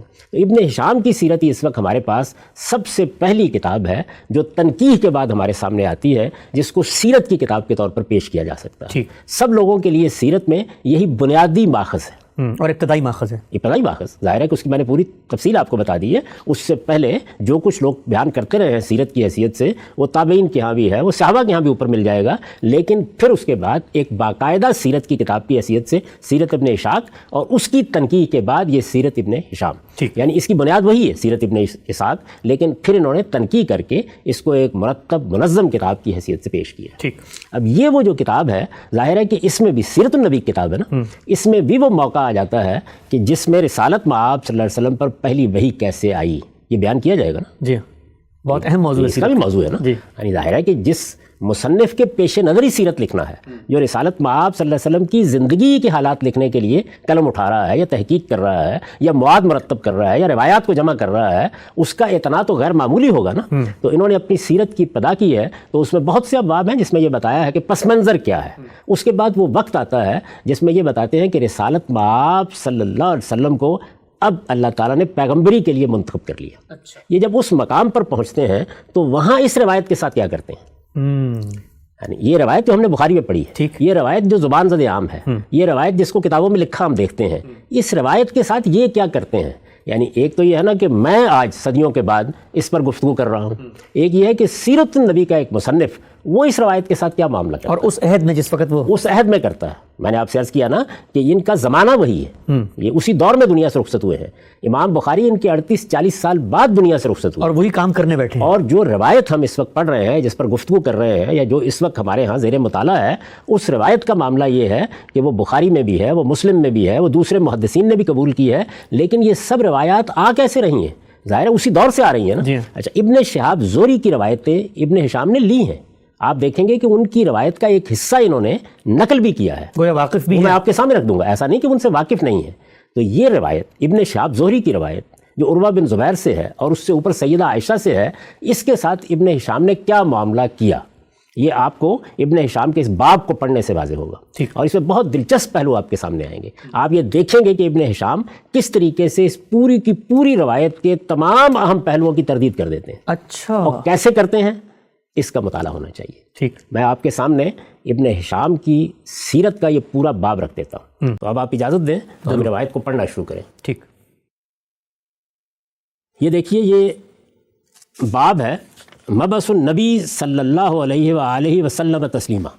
اس میں وہ بیان کر رہے ہیں کہ رسالت مآب صلی اللہ علیہ وسلم کی بعثت کیسے ہوئی۔ ٹھیک، کچھ پس منظر کے معاملات انہوں نے بیان کر دیے ہیں، اس میں خاص طور پر ورقہ بن نوفل کا بھی ذکر پیچھے آ چکا ہے۔ یہ سب بیان کر دینے کے بعد اب وہ وہاں پہنچ گئے ہیں جہاں رسول اللہ صلی اللہ علیہ وسلم پر پہلی وحی کے نزول کا واقعہ بیان کرنا ہے، یا رسالت مآب صلی اللہ علیہ وسلم نے اپنی دعوت کی ابتدا کیسے کی اس کو بیان کرنا ہے۔ وہاں پہنچ گئے ہیں۔ وہاں پہنچنے کے بعد سب سے پہلے وہ اس روایت کا ذکر کرتے ہیں جو ہم اس سے پہلے پڑھ چکے ہیں، یعنی اسی روایت سے ابتدا کر رہے ہیں بات کی۔ اور دیکھیے کیا ابتدا کر رہے ہیں، وہ کہتے ہیں قال ابن اسحاق فذکر الزہری عن عروہ بن زبیر عن عائشہ رضی اللہ عنہا انہا حدثتہ ان اول ما بدی به رسول اللہ صلی اللہ علیہ وسلم من النبوہ حین اراد اللہ کرامتہ ورحمت العباد به الرؤیا الصادقہ۔ ٹھیک، یہ وہی زہری ہیں، وہی عروہ بن زبیر ہیں، وہی سیدہ عائشہ ہیں ام المومنین۔ سیدہ عائشہ سے عروہ بن زبیر روایت کرتے ہیں، عروہ بن زبیر سے زہری روایت کرتے ہیں، وہی سند، اسی سند سے وہی واقعہ کم و بیش تمہید میں جیسے ہم اس سے پہلے پڑھ چکے ہیں یہ اب بیان کر رہے ہیں۔ یہ کہتے ہیں کہ سیدہ نے یہ بیان فرمایا کہ پہلے پہل رسول اللہ صلی اللہ علیہ وسلم کے لیے نبوت کی ابتدا کیسے ہوئی، جب اللہ تعالیٰ نے یہ ارادہ کیا کہ وہ آپ کو یہ اعزاز بخشے، یہ شرف بخشے اور اپنے بندوں پر عنایت فرمائے۔ یعنی جب یہ فیصلہ کر لیا گیا تو پھر اس کی ابتدا کیسے ہوئی، وہ کہتے ہیں اس کی ابتدا الرؤیا الصادقہ، سچے خواب سے ہوئی۔ ٹھیک، یہی بات ہم اس سے پہلے وہاں بھی دیکھ چکے ہیں، یہ وہی روایت ہے کم بیش، وہیں سے بات شروع ہو رہی ہے۔ لا یرا رسول اللہ صلی اللہ علیہ وسلم رویا فی نومہ ہی الا جات کا فلک الصبح۔ رسول اللہ صلی اللہ علیہ وسلم اس زمانے میں جو رویا بھی دیکھتے، جو خواب بھی دیکھتے، سوتے میں جو مشاہدہ بھی کرتے، وہ بالکل ایسے ہوتا کہ جس طرح سپیدہ سحر ہے، ٹھیک، جیسے صبح کی روشنی پھیل گئی ہے، جیسے صبح کی نمود ہو گئی۔ یہی الفاظ بخاری میں بھی تھے۔ یہی کم و بیش یہی الفاظ ہیں۔ قالت، وہ مزید بیان کرتی ہیں، وحبب اللہ تعالیٰ علیہ الخلوہ، یعنی اس کا رسول اللہ صلی اللہ علیہ وسلم کی طبیعت پر کیا اثر ہوا۔ ٹھیک، آپ کو رویا صادقہ کی سعادت حاصل ہونا شروع ہو گئی. یہ بالکل کا فلک صبح ہوتے تھے، یعنی جیسے صبح نمودار ہو گئی، جیسے صبح کی روشنی پھیل گئی. میں عرض کر چکا ہوں وہاں پر بھی کہ اس کا مطلب کیا ہے. اس کا مطلب یہ ہے کہ جو عام طور پر خوابوں میں دھند سی ہوتی ہے وہ ختم ہو گئی، کوئی ابہام باقی نہیں رہا، نہایت واضح خواب اور سچے خواب آپ کو آتے تھے. ٹھیک. اس کا اثر کیا پڑا نبی صلی اللہ علیہ وسلم کی طبیعت پر؟ فرماتی ہیں کہ اللہ تعالیٰ نے اس کے نتیجے میں خلوت کو ان کے لیے محبوب بنا دیا. خلوت ان کی پسندیدہ ہو گئی، الگ ہو کے بیٹھنا، خلوت گزین سے ہو گئے رسالت مآب صلی اللہ علیہ وسلم. فلم ان شیون احب الیہ من ان یخلو وحدہ. اس زمانے میں اس سے زیادہ کوئی چیز آپ کو پسند نہیں تھی کہ اکیلے میں بیٹھے رہیں. اچھا. یہ صورتحال ہے. ظاہر ہے کہ اس صورتحال پر کوئی اعتراض نہیں کیا جا سکتا. یہ بالکل ایک فطری نتیجہ ہے. جب آپ کو سچے خواب آ رہے ہیں تو ان میں کسی چیز کی طرف اشارہ ہوگا، کسی چیز کی طرف رہنمائی ہوگی. یہ صاف معلوم ہوتا ہے کہ جو ایک بڑا شرف حاصل ہونے والا ہے اس کے لیے انس پیدا کیا جا رہا ہے، اس کے لیے تیاری ہو رہی ہے. اس کی تعبیر پہ غور و فکر کریں گے. ظاہر تعبیر پہ غور و خوض کریں گے، سوچیں گے کیا چیز ہے کیا نہیں ہے. وہ خواب تو بیان نہیں کیے کہ کیا تھے، لیکن وہ تھے اسی نوعیت کے خواب، یہ سچے خواب ہوتے تھے. تو یہ بتاتی ہیں کہ اس کا اثر آپ کی طبیعت پر یہ پڑا. یہ بات وہاں بھی بیان ہوئی تھی، وہاں میں نے یہ عرض کیا تھا کہ اس کے اوپر کوئی اعتراض نہیں ہو سکتا. یہاں ذرا زیادہ وضاحت سے بیان ہوئی ہے. اس کے بعد یہ اس روایت کو بیان نہیں کرتے. یعنی کس کو بیان نہیں کرتے؟ یعنی یہ روایت وہی ہے نا جی، وہی روایت جو ہم نے بخاری میں پڑھی. بخاری میں اس روایت کی تمہید یہاں سے اٹھائی گئی. اس کے بعد روایت آگے بڑھتی ہے، وہ بتاتی ہے کہ رسالت مآب صلی اللہ علیہ وسلم غار حرا میں جایا کرتے تھے. یہاں بات ختم ہو گئی یہ کہہ کے کہ خلوت پسند تھی، اور اس زمانے میں یہی سب سے زیادہ پسندیدہ چیز تھی کہ کسی جگہ اکیلے بیٹھ کے غور و فکر کرتے. ٹھیک ہو گیا. یہاں تک بات وہاں بھی پہنچی تھی. اس کے بعد پھر آگے واقعہ بیان ہونا شروع ہو گیا. وہ واقعہ ہے نا جس کے اوپر بہت سے سوالات پیدا ہوتے ہیں، متن کے لحاظ سے بھی ہوتے ہیں، سند کے لحاظ سے بھی ہوتے ہیں. یہاں اس کا اتنا حصہ انہوں نے بیان کیا ہے، آگے بیان نہیں کیا. اس کا مطلب کیا ہے؟ یہ تو اب غور کرنا چاہیے. میں تو ابھی غور کی چیزیں بیان کر رہا ہوں. ٹھیک. یعنی اس کے بانی کیا ہے؟ اس کا مطلب یہ ہے کہ روایت کے اگلے حصے کو وہ قبول نہیں کر رہے. اچھا. میں نے گزارش کی تھی کہ میں آج اس پر تبصرہ کر رہا ہوں. یہ دیکھیے کہ یہ کس زمانے میں، یعنی ان کی وفات ہوئی ہے 218 میں. اس کا مطلب یہ ہے کہ دوسری صدی کے خاتمے پر کسی وقت یہ کتاب ترتیب دے رہے ہوں گے. تیسری صدی کی ابتدا میں اس وقت بھی انہوں نے اس روایت کے باقی حصے کو قبول نہیں کیا. واقف ہیں سیدہ عائشہ سے، عروہ بن زبیر سے، زہری سے، انہی کی روایت کا ابتدائی حصہ انہی کے ریفرنس سے لے بھی رہے ہیں. بالکل ایسے ہی میں نے بتا دیا نا آپ کو. یعنی یہ حصہ ذرا اختصار کے ساتھ ہم اس روایت میں پڑھ چکے ہیں بخاری میں. ٹھیک. اور یہاں وہی بات انہوں نے بھی بیان کی ہے، اتنی بات بیان کی ہے، اسی سند سے بیان کی ہے، آگے نہیں بیان کیا. اچھا. یہ ایک پہلا بنیادی سوال جو ہے وہ آپ سامنے رکھیں. یعنی ایک فرق واقع ہو جائے نا. ایک سیرت نگار رسالت مآب صلی اللہ علیہ وسلم کی سیرت کے اس مقام پر پہنچ گیا ہے جہاں وہ بعثت کا واقعہ بیان کر رہا ہے. نبی صلی اللہ علیہ وسلم پیغمبر بنائے جا رہے ہیں. وہ جب وہاں پہنچتا ہے تو اس کا مطلب ہے روایت اس کے سامنے ہے، روایت اس نے دیکھی ہے، لیکن اس کے باوجود وہ روایت کو آگے نقل نہیں کرتا. ٹھیک.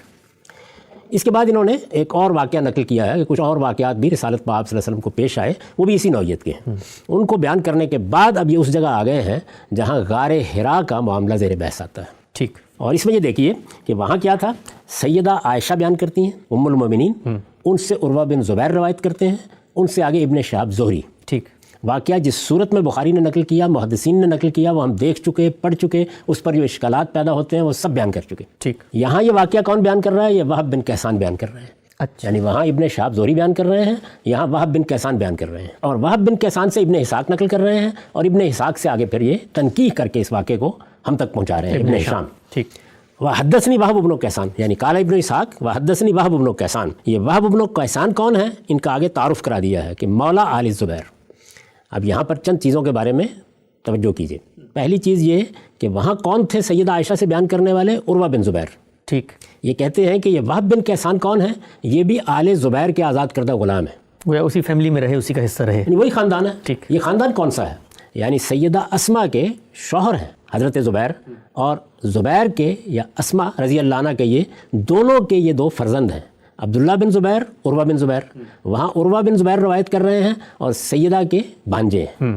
یہاں پر کون روایت کر رہا ہے یہ آگے واضح ہو جائے گا. یہ وہب بن کیسان روایت کر رہے ہیں اور یہ مولا آل زبیر ہیں.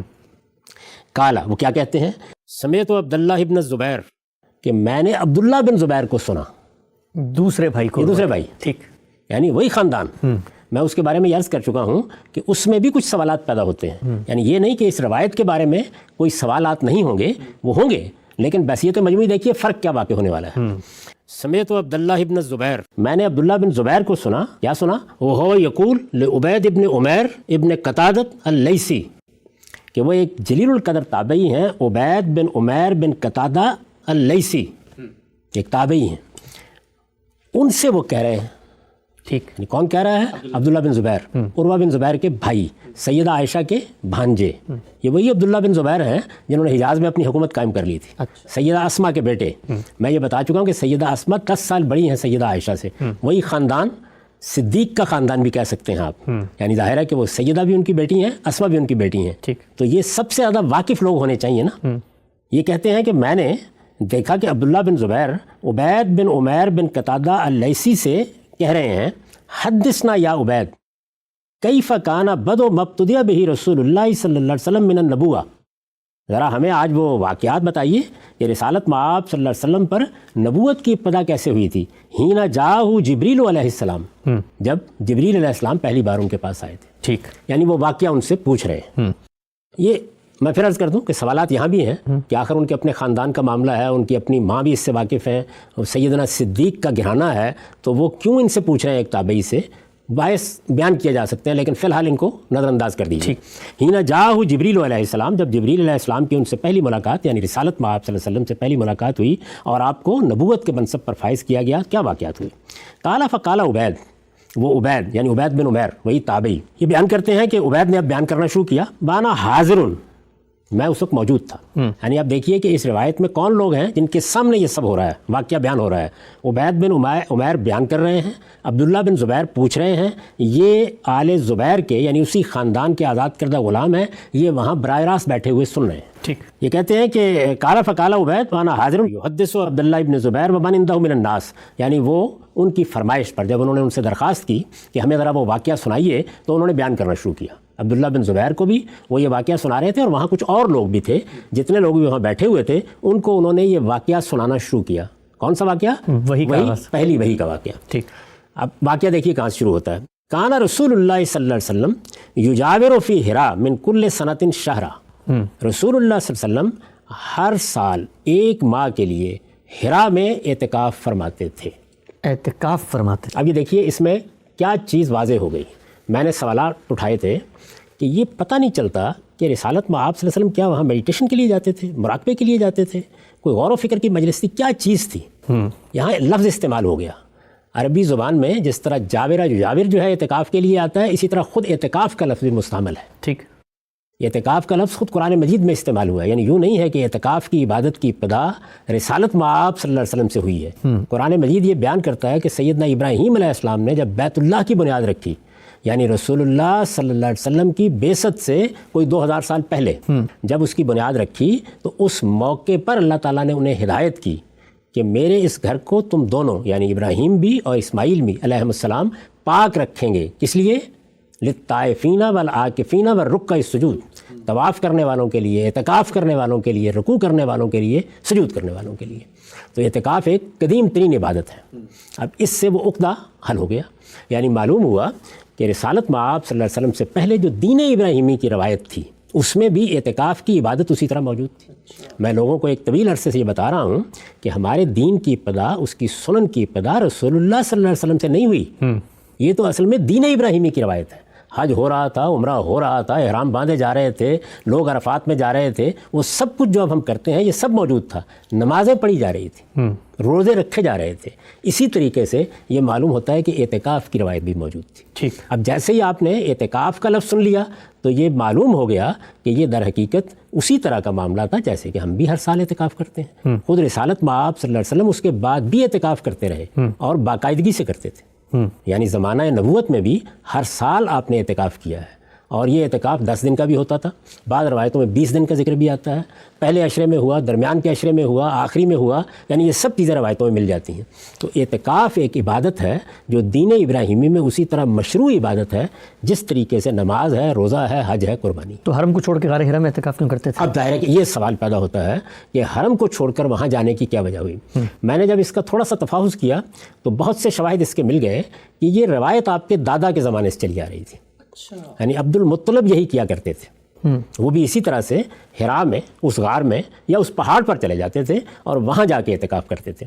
بظاہر غور کرنے سے یہ معلوم ہوتا ہے کہ یہاں چونکہ بت رکھ دیے گئے تھے اور بتوں کے بارے میں جو مراسم عبودیت ہوں گے وہ بھی کسی حد تک ادا ہوتے ہوں گے۔ عام حالات میں گئے، نماز پڑھی، واپس آ گئے، لیکن پورے مہینے کے لیے بیٹھنے کا جب ارادہ کیا گیا تو اس ماحول میں چونکہ شرک ہو رہا تھا تو ذرا علیحدہ جگہ اختیار کی، اور ہو سکتا ہے لوگ یاد بھی نہ دیں، مہینے کے لیے آپ توحید کا نام لے کے بیٹھ گئے۔ یعنی ظاہر ہے کہ اس کی نوعیت کیا ہوگی کیا نہیں ہوگی، بظاہر یہ لگتا ہے کہ اس طرح کا کوئی باعث ہوا، اور یہ بھی رسالت میں آپ صلی اللہ علیہ وسلم سے معاملہ شروع نہیں ہوا، اچھا، یعنی اس سے پہلے چلا آ رہا تھا۔ ٹھیک۔ یہ روایت آپ نے برقرار رکھی۔ اس میں آگے چل کے آپ دیکھیں گے کہ یہ یوں نہیں تھا کہ کوئی آدمی جا کے اکیلا بیٹھ جاتا تھا، اہل و عیال کے ساتھ جاتے تھے۔ اچھا، یہ آگے خود ابن ہشام آپ کو بتائیں گے، اہل و عیال کے ساتھ جاتے تھے۔ وہاں جا کے صرف یہ نہیں کہ کہیں بیٹھ کے کوئی مراقبہ ہو رہا ہوتا تھا، اعتکاف میں جیسے ہم اللہ کو یاد کرتے ہیں، غور و فکر کرتے ہیں، جو بھی اس زمانے میں دین حنیفی کی روایت رہی ہوگی یا دین ابراہیمی کی، اس کے مطابق یہ عبادت کی جاتی، اور اس میں غریبوں کو خاص طور پر کھانا کھلانے اور ان کی مدد کرنے کا معاملہ بہت سرگرمی کے ساتھ ہوتا۔ اچھا، یہ عبد المطلب بھی کرتے تھے، ان کے بعد بھی جاری رہا۔ رسالت مآب صلی اللہ علیہ وسلم نے بھی اپنے خاندان کی اس روایت کو برقرار رکھا۔ ٹھیک۔ تو ایک تو یہ مسئلہ بالکل واضح ہو جاتا ہے کہ جانے کا باعث کیا تھا۔ یعنی رسالت مآب صلی اللہ علیہ وسلم جب جاتے تھے تو کس وجہ سے جاتے تھے؟ جو روایت ہے ابن ہشام کی یہ بتا رہی ہے کہ اعتکاف ہے جو پیچھے سے ان کا خاندان چلا رہا تھا اور آپ بھی کر رہے تھے۔ اب میں اگر اس کو خلاصہ کر دوں تو یہ کہ رسالت مآب صلی اللہ علیہ وسلم بعثت سے پہلے بھی دین ابراہیمی ہی کے پیرو تھے۔ سبحان اللہ۔ کبھی آپ نے شرک نہیں کیا، کبھی بتوں کی پرستش نہیں کی، کبھی ان بدعات میں آپ شریک نہیں ہوئے جو اہل عرب نے ایجاد کر لیے تھے یا آپ کے خاندان میں موجود تھے۔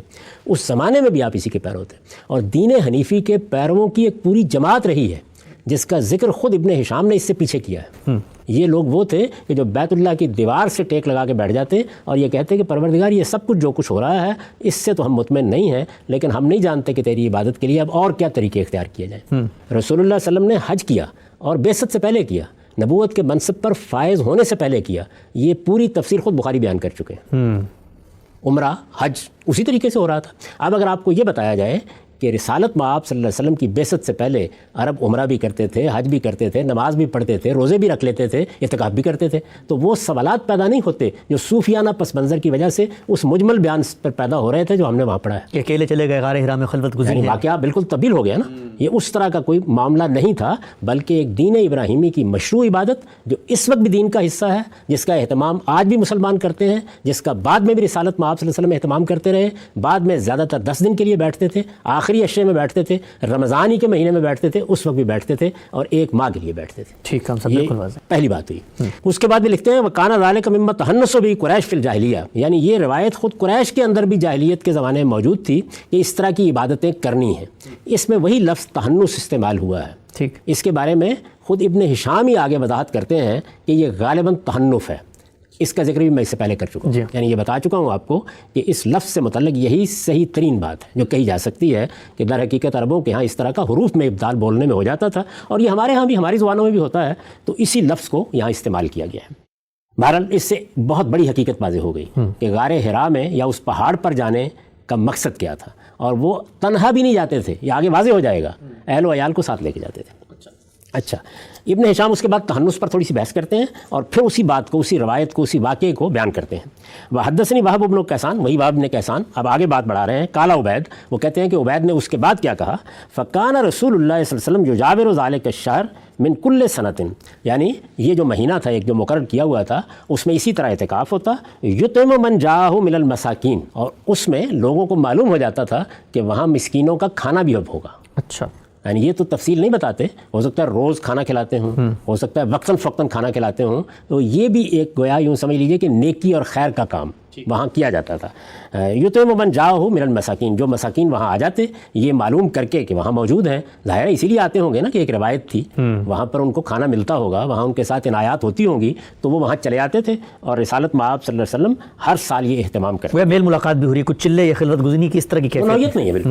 فَإِذَا قَضَىٰ رسول اللہ صلی اللہ علیہ وسلم جوارہ من شہر ذالک، پھر اپنے اس مہینے میں جب رسالت مآب صلی اللہ علیہ وسلم اعتکاف پورا کر لیتے، یعنی وہ اعتکاف جو 1 مہینے کا اعتکاف ہوتا تھا وہ پورا کر لیتے، کانا اول ما یبدأ بہ اذ انصرف من جوارہ الکعبہ، تو سب سے پہلے جب واپس آتے تو آپ کعبہ جاتے، اچھا، یعنی اپنے اعتکاف سے اٹھ کر جب واپس آتے تو سب سے پہلا کام یہ کرتے، کانا اول ما یبدأ بہ الکعبہ، کعبے میں آتے، قبل ان یدخل بیتہ، اپنے گھر میں داخل ہونے سے بھی پہلے کعبے میں آتے فیطوف بہا سبن و ما شاء اللہ من ذالک، اور وہاں آ کے وہ 7 مرتبہ جو اب ہم طواف کرتے ہیں وہ طواف کرتے ہیں یا جیسے کہ اللہ چاہے۔ یہ معمول بیان کیا جا رہا ہے رسول اللہ صلی اللہ علیہ وسلم کا بعثت سے پہلے، ٹھیک، یعنی ہر سال 1 مہینے کا اعتکاف، اس میں مسکینوں کو کھانا کھلانا، یہ اعتکاف اہل و عیال کے ساتھ ہوتا تھا، یہ دین ابراہیمی کی روایت کے مطابق کیا جاتا تھا۔ اس سے واپس آ کر سیدھے کعبہ میں جاتے تھے، گھر میں داخل ہونے سے بھی پہلے، اور وہاں جا کے طواف کرتے تھے۔ ٹھیک، ثم یرجع الی بیتہ،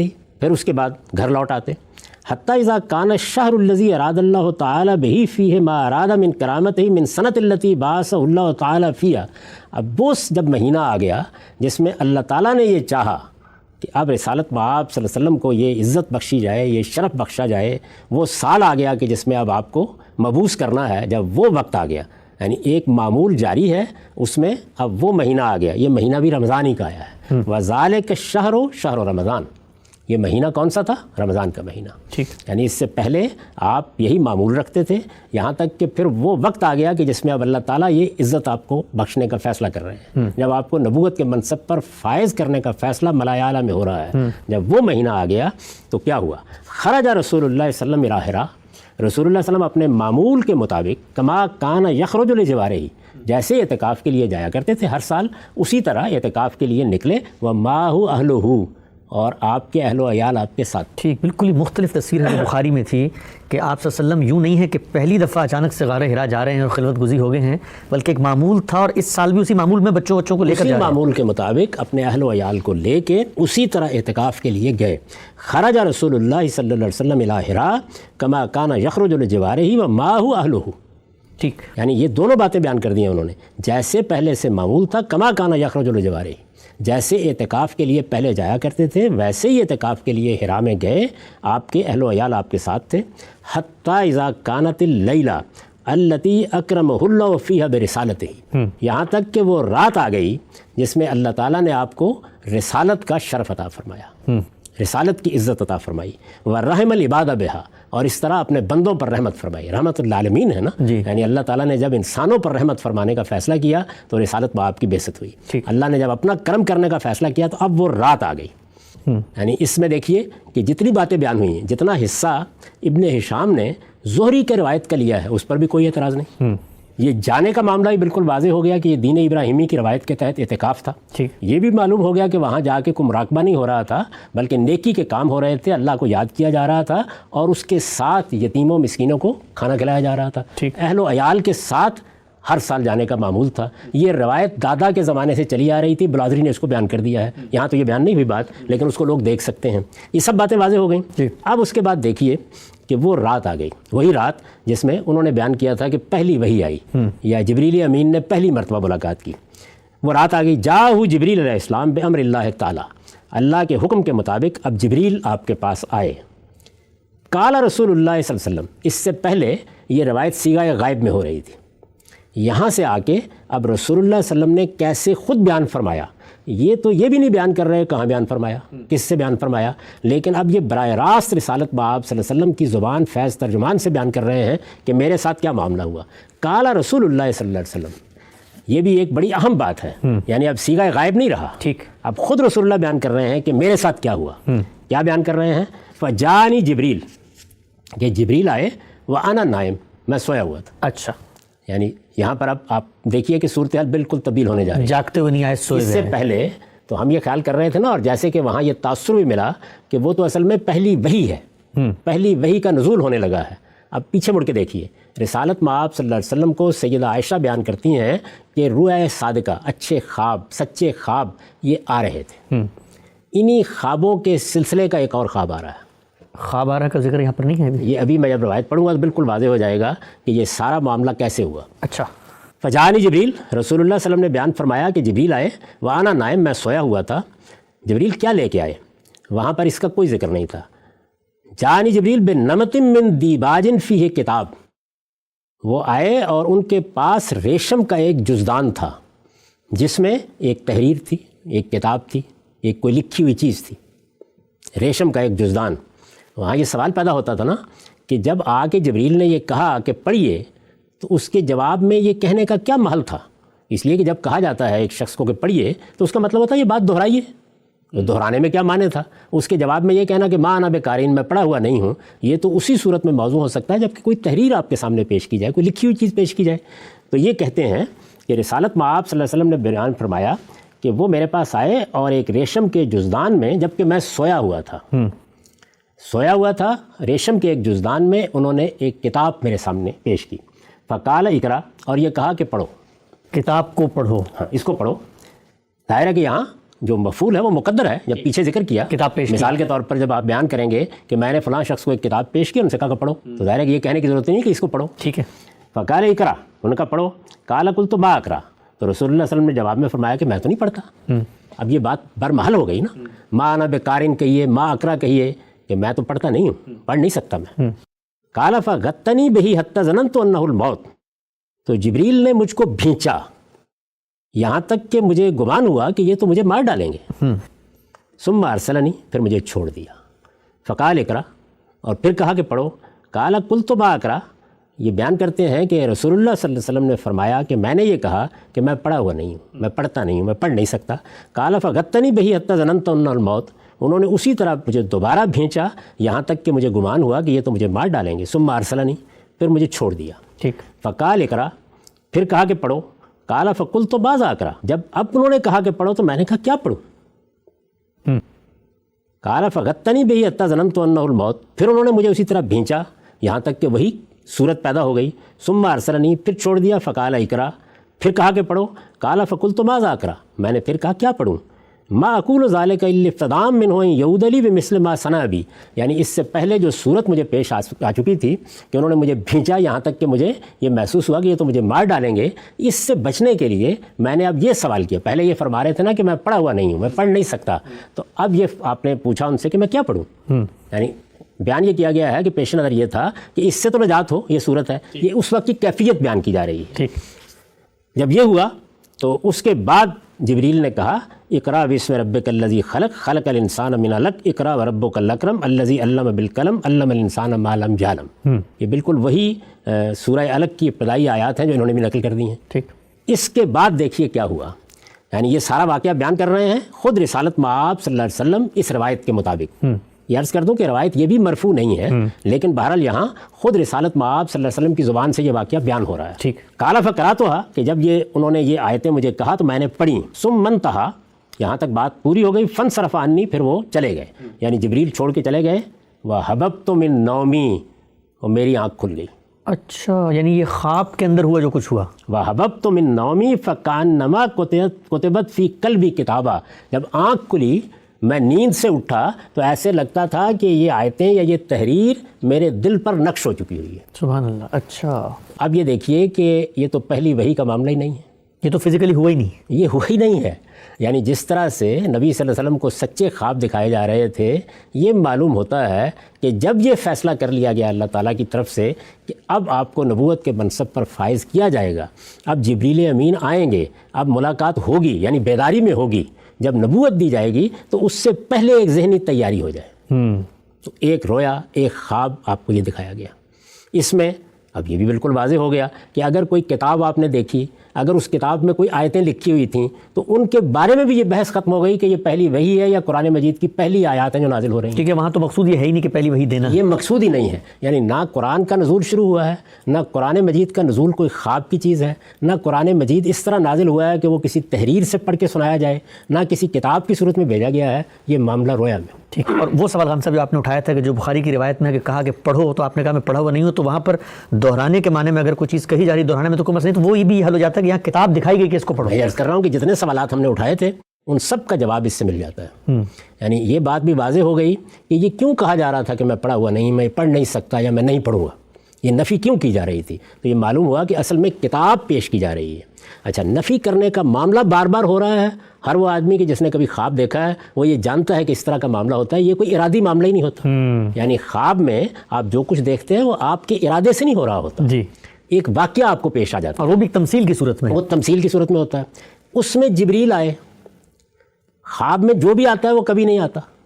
یعنی آپ یہ دیکھیے نا کہ میں یہ کہتا ہوں کہ میرے باپ، میرے والد خواب میں آئے تھے، میں یہ کہتا ہوں میرے استاد خواب میں آئے تھے، ابھی میں نے چند دن پہلے اپنے جلیل القدر استاد کو خواب میں دیکھا، وہ نہیں آئے تھے نا۔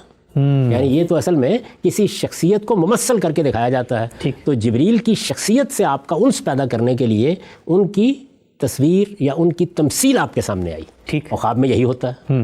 خوابوں پر ہم اس سے پہلے اسراء و معراج میں بہت گفتگو کر چکے ہیں. یعنی اس میں حقائق نہیں آتے سامنے, حقائق کی تمثیل سامنے آتی ہے.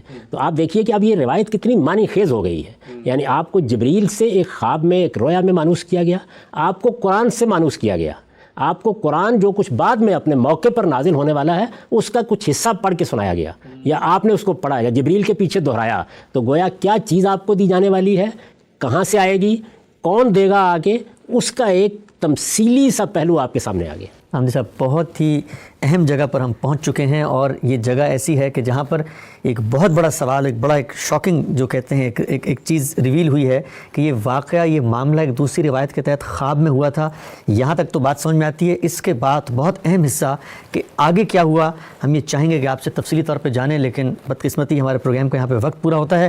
اگلی نشست کا آغاز اسی کلام سے کریں گے کہ اس کے بعد کیا ہوا واقعے میں, پھر جبریل آئے تو کب آئے, پہلی وحی کا نزول ہوا تو کیسے ہوا, اور جو پورے آپ کے سوالات آپ نے اٹھائے تھے بخاری کی روایت پہ, ان کا جواب, اس سے مختلف تصویر یہاں کیسے سامنے آتی ہے, انشاءاللہ اگلی نشست میں اس کو آپ سے جانیں گے. اب تک آپ کے وقت کا بہت شکریہ. خان صاحب ایک دفعہ پھر حاضر خدمت میں, بہت شکریہ آپ کے وقت کا. گزشتہ 4 نشستوں میں بہت تفصیل سے زیر بحث آئے بخاری کی وہ روایت جس میں پہلی وحی اور غار حرا کا واقعہ زیر بحث ہے. آپ کے طالب علمانہ سوالات اس روایت پر جو اٹھتے ہیں قرآن مجید کی روشنی میں, اور پھر اس کی متن کی تحلیل کے بعد ہم یہاں پہنچ چکے تھے کہ ایک اور متوازی, پیرلل, منفرد, مختلف روایت جو سیرت ابن ہشام میں موجود ہے. آپ نے روایت کا مطالعہ شروع کر دیا تھا. میں چاہتا ہوں بغیر کسی تمہید کے اس سلسلے کو وہیں سے جوڑا جائے, یہ بتا کر کہ اب تک سیرت ابن ہشام کی روایت کیا بتا چکی ہے اور آگے اس روایت میں کیا ہونے جا رہا ہے. اس روایت سے جو حقائق اب تک سامنے آئے ہیں وہ اگر آپ غور کریں تو بنیادی طور پر 3 ہیں. پہلی بات یہ معلوم ہوئی کہ زہری کی روایت کو ابن ہشام نے جس طرح وہ بخاری و مسلم میں آئی ہے سرے سے قبول ہی نہیں کیا. وہ ایک بڑی اہم روایت تھی, اس کا شیوع تھا, محدثین بالعموم اس کو دیکھ رہے تھے. ہمارے ہاں بھی وہ زبان زد عام ہے, لیکن سیرت لکھنے والا یہ مصنف, اور سیرت بھی وہ کب لکھ رہا ہے, امام بخاری سے بہت پہلے, اس روایت کو قبول نہیں کرتا. میں نے عرض کیا تھا کہ صورتحال یہ نہیں ہے کہ ان کے علم میں وہ روایت نہیں, بلکہ وہ اس کے ایک حصے کو یہاں تمہید میں لائے ہیں. چنانچہ میں نے پڑھ کر آپ کو وہ حصہ سنایا اور یہ بتایا کہ جو بات اس میں کہی گئی ہے وہی ہم اس سے پہلے اسی سند سے بخاری میں بھی پڑھ چکے ہیں. اس میں کیا بیان کیا گیا ہے؟ اس میں یہ بیان کیا گیا ہے کہ رسالت مآب صلی اللہ علیہ وسلم کو نبوت سے پہلے سچے خواب آنا شروع ہوئے, رؤیا صادقہ, اور اس کا آپ کی طبیعت پر یہ اثر پڑا کہ کچھ خلوت پسند سے ہو گئے. چنانچہ یہی بات زیادہ محبوب ہوتی تھی کہ کہیں اکیلے بیٹھے رہیں. اتنی بات ظاہر ہے کسی طرح بھی قابل اعتراض نہیں ہے, یہ ایک بڑا فطری تاثر ہے. یہی بات اس روایت میں بیان ہوئی, یہی ابن ہشام نے بھی اسی سند سے لے لی ہے. میں نے وہاں بھی عرض کیا تھا کہ اس پر کوئی سوال پیدا نہیں ہوتا. میں یہاں بھی عرض کرتا ہوں کہ اس کو لینے کے معاملے میں ابن ہشام نے بالکل صحیح طریقہ اختیار کیا. اس کے بعد میں نے یہ عرض کیا کہ دوسری چیز جو اس روایت سے واضح ہوئی وہ یہ تھی کہ بخاری کی مسلم کی روایت, یعنی ابن شہاب زہری کی روایت نا, اصل میں وہ یہ مسئلہ پیدا کرتی ہے کہ یہ واضح نہیں ہوتا کہ غار حرا میں جانے کی وجہ کیا تھی. اور بظاہر یہ تاثر ہے کہ نبوت سے کچھ پہلے یہ سلسلہ شروع کر دیا گیا. پھر جب اوپر آپ یہ بیان کر دیتے ہیں کہ خلوت گزین ہو گئے تھے یا خلوت کو پسند کرتے تھے, تو ایسے لگتا ہے کہ جیسے اس کے بعد یہ رجحان پیدا ہوا.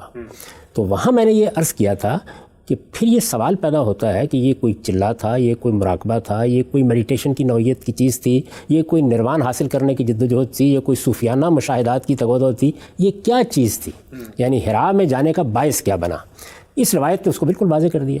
یہ معلوم ہوا کہ چونکہ رسالت مآب صلی اللہ علیہ وسلم بنی اسماعیل میں سے تھے اور وہاں دین ابراہیمی کی روایت موجود تھی, اس کے مطابق عمرہ ہوتا تھا, حج ہوتا تھا, نماز پڑھی جاتی تھی, روزے رکھے جاتے تھے.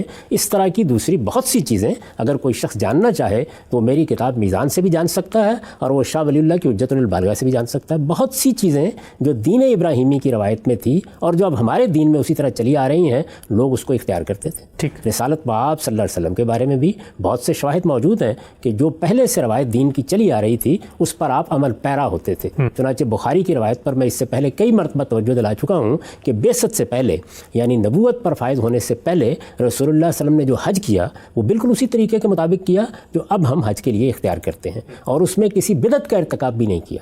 یہ بات بھی بالکل طے ہے کہ دین ابراہیمی کی وہ روایت توحید کی روایت تھی, ملت حنیفیہ کی روایت تھی, اس میں شرک کا بھی کوئی سوال نہیں تھا, لہذا آپ نے بھی کبھی شرک کا ارتکاب نہیں کیا. تو اس روایت نے ہمیں بتایا کہ در حقیقت یہ اعتکاف تھا, یعنی وہی اعتکاف جو رسالت مآب صلی اللہ علیہ وسلم بعد میں بھی ہر سال رمضان میں کرتے رہے, وہی اعتکاف جو اب بھی ہمارے دین کا ایک حصہ ہے اور ایک مشروع عبادت ہے, وہی اعتکاف جو ہم میں سے بہت سے لوگ اب بھی ہر رمضان میں کرتے ہیں. اس اعتکاف کے لیے رسول اللہ صلی اللہ علیہ وسلم بھی اور آپ کے خاندان کے لوگ بھی ہرا میں چلے جاتے تھے یا کسی اور جگہ چلے جاتے تھے. میں نے یہ بات بھی عرض کر دی کہ یہ بھی واضح ہو گیا ان کے اس توجہ دلانے کے نتیجے میں کہ یہ رسالت مآب صلی اللہ علیہ وسلم کے دادا کی قائم کردہ روایت. پھر یہ کہ یہ کوئی میڈیٹیشن, کوئی مراقبہ, کوئی چلہ قسم کی چیز نہیں, بلکہ وہی کچھ تھا جو ہم اعتکاف میں کرتے ہیں, یعنی اللہ سے دعا, اللہ سے مناجات, غور و فکر, اہل و عیال کے ساتھ جاتے ہیں. اچھا, پھر یہ کہ ابھی یہ روایت جب میں آگے پڑھوں گا تو آپ کو یہ معلوم ہو جائے گا وہاں اور لوگ بھی موجود ہوتے تھے. اچھا, مساکین آ جاتے تھے, ان کو کھانا بھی کھلاتے تھے. گویا نیکی اور خیر کا ایک طریقہ تھا جو رمضان کے مہینے میں ایک ماہ کے لیے اختیار کیا جاتا تھا. ٹھیک, اس سے یہ بات بھی واضح ہوئی کہ رمضان کے مہینے کی ایک حیثیت اس سے پہلے بھی رہی. اسی میں قرآن نازل ہوا اور پھر اسی کو ہمارے ہاں روزوں کا مہینہ بنا دیا گیا. اچھا, یہ باتیں اس روایت سے معلوم ہو گئی. اس کے بعد جو تیسری اور آخری بات اس سے واضح ہوئی وہ یہ تھی کہ غار حرا میں ہوا کیا. زہری کی روایت, وہی بخاری کی روایت جس کو ہم پڑھ چکے ہیں یا وہ جو دوسرے محدثین نے نقل کی ہے, وہ تو یہ بتا رہی تھی کہ وہاں قرآن کا نزول شروع ہوا, پہلی وحی آئی, اور سورہ الگ کی ابتدائی آیات ہی پہلی وحی ہے. چنانچہ ہر شخص کی زبان پر یہی بات ہے اس روایت کے زیر اثر. اس پہ یہ بتایا ابن ہشام نے کہ ایسا ہوا ہی کچھ نہیں ہے. رویا صادقہ, سچے خواب رسالت مآب صلی اللہ علیہ وسلم نبوت سے پہلے دیکھنے لگ گئے تھے. یہ آخری خواب ہے, اور خواب تھا جو دیکھا, یہ بتایا انہوں نے, خواب تھا. ظاہر ہے وہ تمام سوالات ہم نے اٹھائے تھے ختم ہو گئے. اور یہ آپ کا استنباط نہیں ہے, خواب تھا, میں بھی عرض کروں گا. یعنی یہ خواب تھا, رویا تھا جو دکھایا گیا, اس سے کوئی پہلی وحی کی ابتدا نہیں ہوئی. یہ جبریل کے ساتھ بیداری میں جیسے ملاقاتیں ہوئیں جس طرح کہ قرآن بتاتا ہے, یہ اس طرح کی کوئی ملاقات نہیں تھی. اس میں آپ کو پیغمبری کے منصب پر فائز نہیں کیا گیا, اس طرح کی کوئی اطلاع آپ کو نہیں دی گئی. یہ سب کچھ کب ہوا وہ یہ روایت آگے جا کے بتائے گی. اس سے تو صرف اتنی بات معلوم ہوئی کہ ایک رویا دکھایا گیا جس رویا میں جبریل امین آئے, رویا میں آئے, اور انہوں نے قرآن مجید کا تعارف کرایا. یعنی وہ کتاب جو اب آپ پر اتاری جائے گی, اس فرشتے نے اپنا تعارف کرایا جس نے اب آنا ہے. وہ آ نہیں گیا ابھی. کیوں کہہ رہا ہوں کہ آنے گیا؟ خواب میں کوئی نہیں آتا. خواب میں چیزیں ممثل کر کے دکھائی جاتی ہیں. ٹھیک, جب ہم یہ کہتے ہیں کہ فلاں بزرگ خواب میں آئے تھے یا میں نے خواب میں فلاں کو دیکھا ہے, تو کوئی نہیں آتا. وہ اصل میں تمثیل ہوتی ہے, شخصیات کی بھی اور چیزوں کی بھی.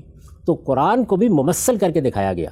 قرآن مجید کے بارے میں ہم یہ جانتے ہیں کہ وہ کتاب کی صورت میں نازل نہیں ہوا کہ آسمان سے جبریل ایک کتاب لے کے آتے تھے اور وہ رسول اللہ کو دے دیتے تھے. وہ آپ کے قلب اطہر پر نازل کیا گیا ہے, اور وہ زبانی تلاوت کی صورت میں نازل کیا گیا ہے, اور اس کو آپ اخذ کر کے آگے زبانی ہی پڑھ کے لوگوں کو سناتے تھے.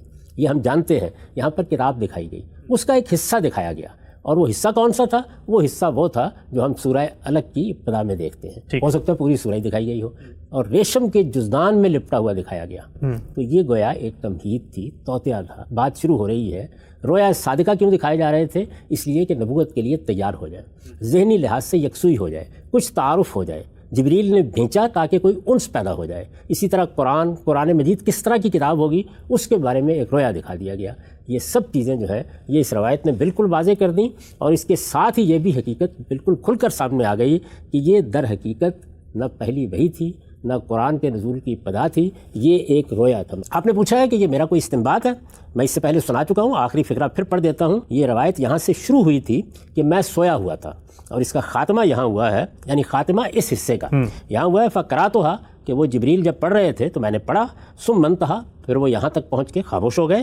فانصرف عنی, پھر وہ مجھے چھوڑ کر چلے گئے. یہ خواب ہے. اب کیسے خواب ہے؟ وَحَبَبْتُ مِن نَوْمِی, اور اس کے بعد میری آنکھ کھل گئی. یہ روایت کے الفاظ ہیں, روایت کے الفاظ ہیں. وَحَبَبْتُ مِن نَوْمِی, اس سے پہلے بھی آپ کو سنا چکا. فَكَأَنَّمَا كُتِبَتْ فِي قَلْبِي كِتَابًا, تو مجھے ایسے لگتا تھا کہ جو کچھ انہوں نے پڑھا تھا وہ میرے دل میں نقش ہو چکا ہے, وہ تحریر میرے دل میں نقش ہو چکی ہوئی ہے. یہ ایک رویا صادقہ, ایک خواب ہے جو پہلے دیکھا گیا. اب یہ دیکھیے کیا ہوا, یعنی یہ روایت آگے کیا بتاتی ہے. اب ہم اس کو پڑھتے ہیں. قال فخرجت, یعنی خواب دیکھا. خواب دیکھنے کے بعد اس روایت کی روح سے رسالت مآب صلی اللہ علیہ وسلم بیان کر رہے ہیں۔ میں یہ توجہ دلا چکا ہوں کہ اگر یہ مرفوع روایت نہیں ہے، اگرچہ یہ کسی صحابی سے بھی نہیں ہے، یہ اصل میں ایک تابعی کی روایت ہے، اس میں کوئی شبہ نہیں ہے۔ میں صرف اس کے مضمون کو مقابل میں رکھ کے یہ دکھا رہا ہوں کہ دیکھیے وہ روایت کیا سوالات پیدا کرتی ہے اور یہ کیا کرتی ہے، اور یہ روایت کہیں ادھر ادھر پڑی ہوئی نہیں تھی کہ جس کو میں اٹھا کے لایا ہوں، یہ ہمارے ہاں اولین سیرت نگار نے نقل کی ہے، اور وہ روایت نقل نہیں کی، اس کو قبول نہیں کیا، اور ان کے علم میں بھی ہے، یہ معمولی بات نہیں ہے، ان کے علم میں ہے، یہ میں عرض کر چکا ہوں۔ تو اس روایت کی روح سے رسول اللہ صلی اللہ علیہ وسلم بیان فرماتے ہیں فخرج تو کہ میں یہ خواب دیکھ کر جب بیدار ہو گیا تو میں نکلا، باہر نکلا، حتیٰ اذا کنت فی وسط من الجبل، اب کب نکلے؟ عام حالات میں ہم قیاس کر سکتے ہیں کہ جب صبح آنکھ کھلی اس وقت نکلے، جب آپ بیدار ہوئے تو آپ باہر نکل گئے۔ فخرج تو حتیٰ اذا کنت فی وسط من الجبل، یہاں تک کہ میں اس پہاڑ کے، یہ غار ایک پہاڑ میں ہے، میں اس پہاڑ کے درمیان میں پہنچ گیا۔ جو لوگ وہاں جا چکے ہیں انہیں یہ معلوم ہے کہ یہ کوئی 2-2.5 گھنٹے کی مسافت ہے، یعنی آپ اگر نیچے سے غار تک جانا چاہیں تو اس میں کافی وقت لگتا ہے، اور یہ بات بھی اس سے پہلے واضح کی جا چکی ہے کہ حرم سے بھی یہ کوئی 4-5 کلومیٹر کا یا 2-2.5 میل کا فاصلہ ہے۔ فخرج تو حتیٰ اذا کنت فی وسط من الجبل، یعنی میں نکلا اور نکل کے میں پہاڑ کے وسط میں آ گیا، پہاڑ کے درمیان میں آ گیا۔ اب یہ کھلی فضا ہے، یہاں کوئی غار نہیں ہے، رسالت مآب صلی اللہ علیہ وسلم سوئے ہوئے نہیں ہیں، خواب سے بیدار ہو کے باہر آ گئے ہیں۔ جب میں آ گیا تو سمعت صوتا من السماء، اس وقت میں نے آسمان سے ایک آواز سنی، اس وقت۔ یہ دیکھ رہے ہیں نا، یعنی وہ جو قرآن مجید کے نزول کی روایت بیان کی جاتی ہے، وہ جو جبریل سے ملاقات کی روایت بیان کی جاتی ہے، ابن ہشام کی اس روایت نے یہ بات بالکل واضح کر دی کہ وہ ایک رویا تھا، وہ ایک خواب تھا، جیسے اس سے پہلے بہت سے رویا دیکھ رہے تھے، اسی طرح کا ایک رویا، آخری رویا دیکھا، اور اس کے بعد باہر نکلے۔ سمعت صوتا من السماء، میں نے آسمان سے ایک آواز سنی، یقول، وہ آواز کیا تھی؟ یا محمد انت رسول اللہ وانا جبریل۔ اچھا، اب یہ دیکھیے کہ میں اس سے پہلے سیدنا موسیٰ کے بارے میں بات کرتے ہوئے عرض کر چکا ہوں کہ نبوت اس طرح آتی ہے۔ اس کے بارے میں بعض لوگ یہ خیال کر رہے ہیں کہ میں یہ کہہ رہا ہوں کہ بین ہی وہی ہونا چاہیے، نہیں، میں یہ بتانے کی صحیح کر رہا ہوں کہ ویسی کوئی چیز ہونی چاہیے۔ جب کسی کو پیغمبر بنایا جائے گا تو پیغمبر کون بنائے گا، کون اطلاع دے گا؟ اللہ تعالیٰ براہ راست دیں گے تو اللہ تعالیٰ کو اپنا تعارف کرانا چاہیے، جبریل آئیں گے تو جبریل کو اپنا تعارف کرانا چاہیے، اور سب سے پہلی بات کیا کہنی چاہیے؟ وہ کہنی چاہیے یا اس سے ملتی جلتی بات کہنی چاہیے جو سیدنا موسیٰ کو کہی گئی کہ میں نے تمہارا انتخاب کر لیا ہے۔ یہ آپ جانتے ہیں کہ انتخاب، استفاء، یہ اس طرح کی جتنی تعبیریں ہیں وہ قرآن مجید کی روح سے نبوت کے لیے منتخب کرنے کے لیے آتی ہیں۔ تو انہوں نے کیا کہا؟ یا محمد انت رسول اللہ، آپ اللہ کے رسول بنا دیے گئے ہیں۔ یہ پہلی بات کہی انہوں نے، یہی ہونی چاہیے، یہی کہنی چاہیے، انت رسول اللہ، آپ اللہ کے رسول بنا دیے گئے ہیں۔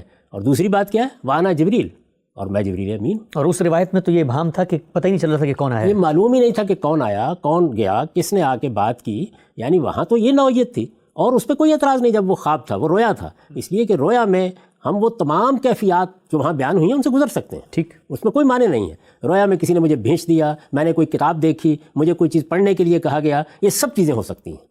وہاں سے نبوت نہیں شروع ہوئی، یہ ہے نبوت کی ابتدا۔ یا محمد انت رسول اللہ، اے محمد آپ اللہ کے رسول بنا دیے گئے ہیں، وانا جبریل، اور میں جبریل ہوں۔ وہاں کیا تھا؟ آپ نے دیکھا ہوگا اللہ تعالیٰ نے فرمایا انی ان اللہ، میں اللہ ہوں، میں اس کائنات کا خالق ہوں، میں کائنات کا پروردگار بات کر رہا ہوں، اپنا تعارف کرایا، اور اس کے بعد سیدنا موسیٰ سے یہ کہا کہ تمہارا انتخاب کر لیا گیا ہے۔ یہاں جبریل نے اپنا تعارف کرایا، اور کہاں کرایا؟ کھلے آسمان، پہاڑ کے وسط میں کھڑے ہیں، کوئی ابہام نہیں، کوئی دھند نہیں، کسی غار میں نہیں، کوئی بھینچ نہیں رہا، کچھ نہیں ہے، میں جبریل ہوں اور آپ کو اللہ کا رسول بنا دیا گیا ہے۔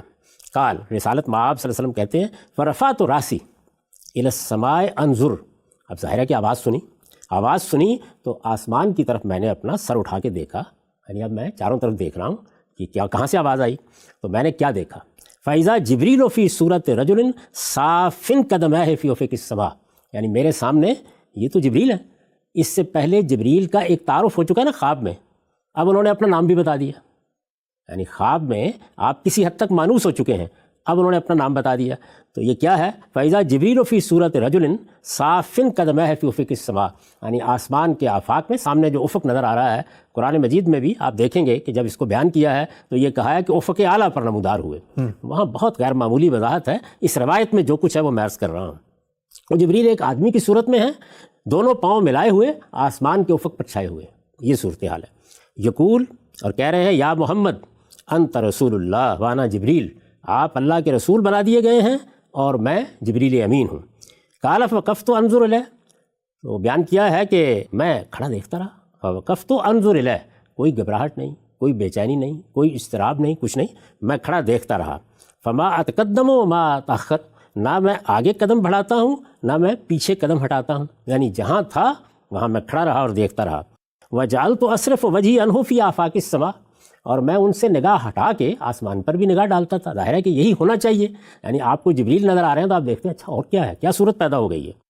قال فلا انظر في ناحیۃ منها الا رأیته كذلك، تو میں جہاں کہیں بھی نگاہ ڈالتا ہوں انہی کو اس طرح دیکھتا ہوں، یعنی اور کوئی چیز نہیں ہے، وہ ہیں اور سامنے میرے کھلا افق ہے۔ فما زلت واقف ما تقدم امامی وما ارجع ورائی، میں اسی طرح کھڑا رہا، نہ ڈر کے بھاگے، نہ گھر میں آئے، نہ یہ کہا کہ زملونی زملونی، میں اسی طرح کھڑا رہا۔ ما تقدم امامی، نہ میں آگے قدم بڑھاتا ہوں، وما ارجع ورائی، نہ پیچھے جاتا ہوں۔ حتیٰ باست خدیجہ تو رسلہا فی طلبی، یہاں تک کہ خدیجہ نے اپنے کچھ پیغام بر میری تلاش میں بھیجے۔ سیدنا خدیجہ نے رسالت مآب صلی اللہ علیہ وسلم کی تلاش میں کچھ لوگوں کو بھیجا، چونکہ آپ غار سے نکلے تھے اس کے بعد یہ واقعہ ہوا۔ ٹھیک، ہم یہ پہلے جان چکے ہیں کہ وہ ساتھ تھیں، غار میں تھیں، گھر میں نہیں تھیں، انہوں نے پیغام بر بھیجے۔ اس سے معلوم ہوا کچھ اور لوگ بھی وہاں موجود تھے، یعنی وہ وہاں سے جا کے مکے سے تو پیغام بر نہیں لائی ہوں گی نا، اور لوگ بھی موجود تھے۔ حتیٰ باست خدیجہ تو رسلہا فی طلبی، یہاں تک کہ خدیجہ نے کچھ پیغام بر اپنے بھیجے میری تلاش میں۔ فبلغوا اعلیٰ مکہ، وہ مکہ کے بالائی حصے تک گئے، ورجعوا الیہا، اور پھر ان کے پاس لوٹ بھی آئے۔ ظاہر ہے کہ وہ کسی اور راستے سے گئے ہوں گے دیکھنے کے لیے کہ کہاں ہے۔ وانا واقف فی مکانی ذالک، اور میں اپنے اسی مقام پر کھڑا ہوں۔ وانا واقف فی مکانی ذالک، یعنی میں اسی طرح کھڑا ہوں اور دیکھ رہا ہوں، نہ میں نے آگے قدم بڑھایا نہ میں پیچھے قدم ہٹاتا ہوں۔ ثم منصرف عنی، پھر جبریل مجھ سے چلے گئے۔ اچھا، یہ مشاہدہ ہے، ٹھیک، یہ مشاہدہ پہلی بار ہوا۔ اس طریقے سے جبریل امین نے تعارف کرایا، اس روایت کے مطابق۔ قرآن مجید سے اس کی مزید تفصیلات سامنے آئیں گی۔ یہ اس طریقے سے ہوا، اس طرح آپ کھڑے رہے، کوئی تردد نہیں ہوا، کوئی آنکھ نہیں جھپکی، دیکھا، سنا، اور جو بات ہوئی وہ کیا تھی؟ ایک یہ بات بتائی گئی کہ میں کون ہوں، وہاں کیا بات بتائی گئی تھی؟ میں اللہ ہوں، یہاں بتایا گیا میں جبریل امین ہوں۔ دوسرے یہ کہ آپ اللہ کے رسول بنا دیے گئے ہیں، یعنی منصب کی خبر دی گئی۔ کوئی قرآن نہیں پڑھایا گیا، کوئی قرآن مجید کی پہلی سورہ نہیں نازل ہوئی، کچھ نہیں ہوا، یعنی تعارف ہوا، اس منصب پر فائز ہونے کی خبر دی گئی، جبریل امین نے اپنے بارے میں بتا دیا۔ اب اس کے بعد دیکھیے رسالت مآب صلی اللہ علیہ وسلم اس روایت کی روح سے کیا کرتے ہیں۔ وانصرفت راجعا الی اہلی، اس کے بعد میں اپنے گھر والوں کی طرف لوٹ آیا، یعنی سیدہ خدیجہ ہے نا، بچے بھی ہوں گے۔ وانصرفت راجعا الی اہلی، میں اس کے بعد اپنے گھر والوں کی طرف لوٹ آیا۔ حتیٰ اتیت خدیجہ، یہاں تک کہ میں خدیجہ کے پاس پہنچ گیا۔ فجلست الی فخذھا مضیفا الیہا، اور پھر ان کی ران کے ساتھ ٹیک لگا کے آ کے بیٹھ گیا۔ فقالت، انہوں نے مجھے دیکھا تو کہا یا ابا القاسم، اے ابو القاسم۔ یہ رسالت مآب صلی اللہ علیہ وسلم کی کنیت ہے۔ ٹھیک، رسالت مآب صلی اللہ علیہ وسلم کا پورا نام ہے ابو القاسم محمد احمد۔ ابو القاسم کنیت ہے، محمد لقب ہے، اور احمد نام ہے، یہ میں اس سے پہلے بھی بتا چکا ہوں۔ فقالت یا ابا القاسم، انہوں نے کہا اے ابو القاسم، این کنت، آپ کہاں رہ گئے، کہاں تھے آپ؟ فواللہ لقد بست رسلی فی طلبک، بخدا میں نے تو اپنے پیغامبر آپ کی تلاش میں بھیجے۔ حتیٰ بلغوا مکہ ورجعوا لی، وہ مکہ تک گئے، مکہ کے بالائی علاقے تک پیچھے بیان ہو چکا ہے، لوٹ بھی آئے اور آپ نہیں ملے، اور آپ آئے بھی نہیں واپس۔ ثم حدثتھا بالذی رأیت، اس کے بعد رسول اللہ صلی اللہ علیہ وسلم فرماتے ہیں کہ جو کچھ میں نے دیکھا تھا وہ میں نے خدیجہ سے بیان کیا۔ وہاں کیا تھا؟ وہاں یہ تھا کہ گھبرائے ہوئے آئے، آ کر کہا زملونی زملونی، مجھے اڑا دو مجھے اڑا دو، کچھ چادریں ڈالی گئیں، ہم نے یہ سب اس روایت میں پڑھا۔ جی، اس کے بعد ذہب عنہ الرو، کچھ خوف کی جو کیفیت طاری ہو گئی تھی وہ دور ہوئی۔ یہاں کوئی شائبہ نظر آتا ہے اس کا؟ کوئی خوف، کوئی تردد، کوئی اضطراب، کوئی بے چینی، کوئی پریشانی، کوئی کمبل اڑانے کی درخواست، کچھ بھی نہیں ہے۔ نہیں ہے۔ یہ دیکھیے کیا گفتگو ہو رہی ہے۔ ثم حدثتھا بالذی رأیت، پھر جو کچھ میں نے دیکھا تھا وہ میں نے ان کو بیان کیا۔ فقالت، تو انہوں نے کہا ابشر یا ابن عم، میرے چچا کے بیٹے خوش ہو جاؤ، وثبت، اور ثابت قدم رہو۔ فوالذی نفس خدیجہ بیدہ انی لارجو ان تکون نبی ہذہ الامہ، بخدا، یا یوں کہیے کہ جس پروردگار کے یا جس ہستی کے ہاتھ میں خدیجہ کی جان ہے اس کی قسم، میں یہ توقع کر رہی ہوں، انی لارجو ان تکون نبی ہذہ الامہ، کہ آپ اس امت کے نبی بنا دیے گئے۔ سبحان اللہ۔ یعنی یہ پہلا تاثر ہے جنہوں نے بیان کیا۔ ہو سکتا ہے کہ اس موقع کے اوپر انہوں نے وہ بات بھی کہی ہو جو ہم اس سے پہلے زہری کی روایت میں دیکھ چکے ہیں کہ آپ غریبوں کی مدد کرتے ہیں اور یتیموں کے کام آتے ہیں، یہ بھی ہو سکتا ہے کہا ہو، یہاں اتنی ہی بات ہے، یہ انہوں نے کہا۔ اس کے بعد وہاں کیا تھا؟ وہاں یہ تھا کہ رسول اللہ صلی اللہ علیہ وسلم کو وہ جب کچھ پریشانی دور ہوئی، جب غم کی کیفیت کچھ دور ہو گئی، جب اس کے بعد خوف بھی جاتا رہا، کچھ اٹھے، کچھ بات کرنے کے قابل ہوئے، تو وہ لے کے اپنے چچا زاد کے پاس گئیں، ورقہ بن نوفل کے پاس۔ یہاں دیکھیے کیا ہوا ہے، ثم قامت فجمعت علیہا ثیابہا، اس کے بعد خدیجہ اٹھیں، رسالت میں آپ صلی اللہ علیہ وسلم نہیں، خدیجہ اٹھیں، سیدہ خدیجہ ام المومنین اٹھیں، انہوں نے کچھ اپنے اوپر چادر لی اور کچھ اس طریقے سے، جیسے ہم کچھ اپنے آپ کو کہیں جانے کے لیے تیار کرتے ہیں، تیار ہوئیں، کچھ چادر وادر لی، فجمعت علیہا ثیابہا ثم انطلقت الی ورقۃ بن نوفل ابن اسد ابن عبد العزیٰ ابن قصی وہو ابن امہا۔ ٹھیک، یہ سب غار میں ہو رہا ہے واقعہ ابھی تک؟ یہ غار میں ہو رہا ہے سب کچھ۔ یعنی پھر وہ اٹھیں، انہوں نے کچھ اپنے اوپر چادر وغیرہ ڈالی، پھر اس کے بعد کہاں گئیں؟ الی ورقۃ بن نوفل ابن اسد ابن عبد العزیٰ ابن قصی، پھر اس کے بعد وہ ورقہ بن نوفل کے پاس گئیں، رسول اللہ صلی اللہ علیہ وسلم کو لے کر نہیں، وہ تنہا گئیں۔ اچھا، اس روایت کی روح سے وہ تنہا گئیں، اور یہاں تعارف کرایا ہے وہ ابن امہا، اور وہ ان کے چچا زاد تھے۔ وَكَانَ وَرَقَةٌ قَدْ تَنَصَّرَ، اور یہ ورقہ یہ نصرانی ہو چکے تھے۔ عام طور پر تو مشرکین عرب دین حنیفی کے پیرو تھے، یا پھر جو مشرکانہ بدعات پیدا ہو گئی تھیں ان کے کچھ روا رکھ رہے تھے، لیکن یہ نصرانی ہو گئے تھے۔ وَقَرَأَ الْكُتُبَ، اور کتابیں پڑھتے تھے۔ وَسَمِعَ مِنْ أَهْلِ التَّوْرَاةِ وَالْإِنْجِيلِ، اور صرف یہ نہیں کہ پڑھتے تھے، یعنی ظاہر ہے کہ بائبل پڑھتے ہوں گے، انبیاء کے صاحب پڑھتے ہوں گے، بلکہ تورات و انجیل کی روایات بھی انہوں نے سن رکھی ہوئی تھی۔ ٹھیک، یعنی جو کچھ بھی مذہبی آثار اس وقت موجود تھے، یہود کے پاس تھے یا مسیحیوں کے پاس تھے، وہ ان سے واقف تھے۔ فَأَخْبَرَتْهُ بِمَا أَخْبَرَهَا بِهِ رسول اللہ صلی اللہ علیہ وسلم أَنَّهُ رَأَى وَسَمِعَ، تو اب وہ وہاں پہنچیں اور انہوں نے، رسول اللہ صلی اللہ علیہ وسلم نے نہیں، انہوں نے، یعنی سیدہ نے، سیدہ کا کچھ تردد محسوس کرنا، سیدہ کا جانا، سیدہ کا اپنا اطمینان کرنا، سیدہ کا اپنے چچا زاد سے کسی چیز کی تصدیق چاہنا، اس پر کوئی اعتراض نہیں، اس لیے کہ عام آدمی کو تو ایسے ہی کرنا ہے۔ جی، انہوں نے اگرچہ اپنے شوہر کے اوپر غیر معمولی اعتماد کا اظہار کیا ہے۔ ٹھیک، آسان نہیں ہے یہ کہہ دینا کہ تم نبی بنائے جا رہے ہو، اس کا مطلب ہے کیا سیرت تھی، کیا کیریکٹر تھا، کیا شان تھی، کس طرح کا تجربہ اس شخصیت سے ان کو ہو رہا تھا، ادنا تردد نہیں ہوا ان کو۔ لیکن بہرحال ایک عام آدمی کی حیثیت سے اگر وہ معلومات کرنے کے لیے یا خبر دینے گئی ہیں، یا خبر دینے گئی ہیں تو اس پر کوئی اعتراض نہیں پیدا ہوتا۔ رسالت میں آپ صلی اللہ علیہ وسلم نہیں گئے، رسالت میں آپ صلی اللہ علیہ وسلم پر کوئی خوف طاری نہیں ہوا، اس روایت میں سرے سے ان میں سے کسی چیز کا ذکر بھی آپ نہیں دیکھتے۔ ٹھیک، تو انہوں نے جا کے فاخبرت ہو، انہوں نے ورقہ کو وہ سب باتیں بتائیں، بما اخبرہ بہی رسول اللہ صلی اللہ علیہ وسلم، جو رسالت میں آپ صلی اللہ علیہ وسلم نے ان کو بتایا تھا کہ آپ نے کیا دیکھا، آپ نے کیا سنا۔ انہ رأى وسمع، فقال ورقۃ بن نوفل، اب یہ سن کر ورقہ بن نوفل نے کیا کہا، قدوس قدوس، جیسے ہم کہتے ہیں اللہ اللہ، تو اس طرح سے قدوس اللہ تعالیٰ کے ناموں میں سے ہے، قدوس قدوس، والذی نفس ورقۃ بیدہ، اس ذات کی قسم جس کے قبضے میں ورقہ کی جان ہے، لئن کنت صدقتنی یا خدیجہ، خدیجہ اگر تم سچ کہہ رہی ہو، لقد جاء الناموس الاکبر الذی کان یاتی موسیٰ، تو ان کے پاس یعنی تمہارے شوہر کے پاس وہی ناموس اکبر آیا ہے۔ یہ جبریل امین کی تعبیر ہے، جیسے روح الامین، روح القدس، اسی طریقے سے الناموس الاکبر۔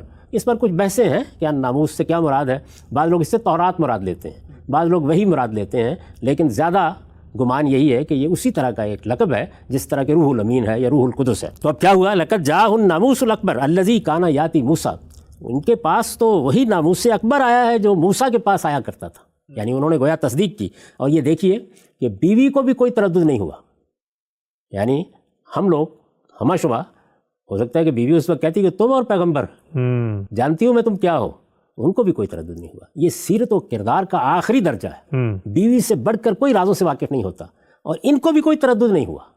یعنی ورقہ بن نوفل نے جیسے ہی وہ ساری داستان سنی تو انہوں نے کہا کہ یہ تو وہی ناموس آ گیا ہے کہ جو اس سے پہلے موسیٰ کے پاس آتا رہا ہے، وَإِنَّهُ لَنَبِيُّ هَٰذِهِ الْأُمَّةِ، یہ یقینی بات ہے کہ وہ اس امت کے نبی بنا دیے۔ اس امت سے کیا مراد ہے، یعنی بنی اسماعیل۔ ٹھیک، یہاں جس نبی کی پیشین گوئی تھی یہ وہی نبی ہے، یہ بنا دیے گئے ہیں۔ فَقُولِ لَهُ فَلْيَثْبُتْ، تم جاؤ ان کے پاس اور ان سے کہو کہ وہ ثابت قدم رہیں۔ فَرَجَتْ خدیجہ، اب یہ دیکھیے رسول اللہ ساتھ نہیں ہے، کوئی بات آپ کے ساتھ نہیں ہوئی، آپ کو کوئی تردد پیش نہیں آیا، وہ آپ کو لے کر نہیں گئیں، انہوں نے واقعہ سنا، رسالت میں آپ صلی اللہ علیہ وسلم کی تحسین کی، یہ کہا کہ آپ اللہ کے پیغمبر بنائے گئے ہیں، اس کے بعد خود گئی ہیں چادر لے کر وہ خود گئی ہیں اور وہاں جا کر انہوں نے یہ ساری اطلاع دی ہے۔ فرجت خدیجہ الی رسول اللہ صلی اللہ علیہ وسلم، تو یہ سن کر یعنی ورقہ سے ملنے کے بعد خدیجہ رسول اللہ صلی اللہ علیہ وسلم کے پاس واپس تشریف لائیں۔ فاخبرت ہو بقول ورقہ ابن نوفل، اور آ کے انہوں نے ورقہ ابن نوفل کی یہ بات سنائی، ٹھیک، یعنی یہ سارا قصہ انہوں نے سنایا۔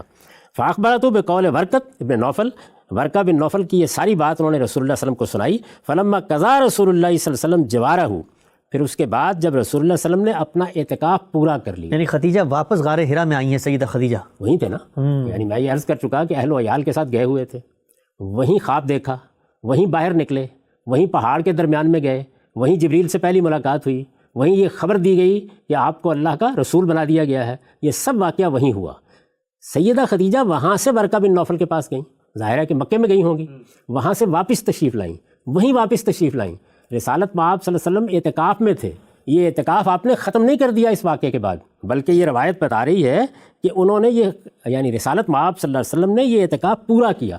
فلما قضا رسول اللہ صلی اللہ علیہ وسلم جوارہ، جب رسول اللہ صلی اللہ علیہ وسلم نے اپنا اعتکاف پورا کر لیا، 2 دن باقی تھے، 3 دن باقی تھے، یعنی یہ واقعہ 21 رمضان کو ہوا، 23 کو ہوا، کسی وقت ہوا، جب یہ واقعہ ہوا تو اس کے بعد بھی کوئی گھبراہٹ نہیں، کوئی اضطراب نہیں، کوئی پریشانی نہیں، یہ نہیں کہ سامان اٹھایا اور پریشان ہو کر وہاں سے واپس آ گئے، کچھ بھی نہیں ہوا۔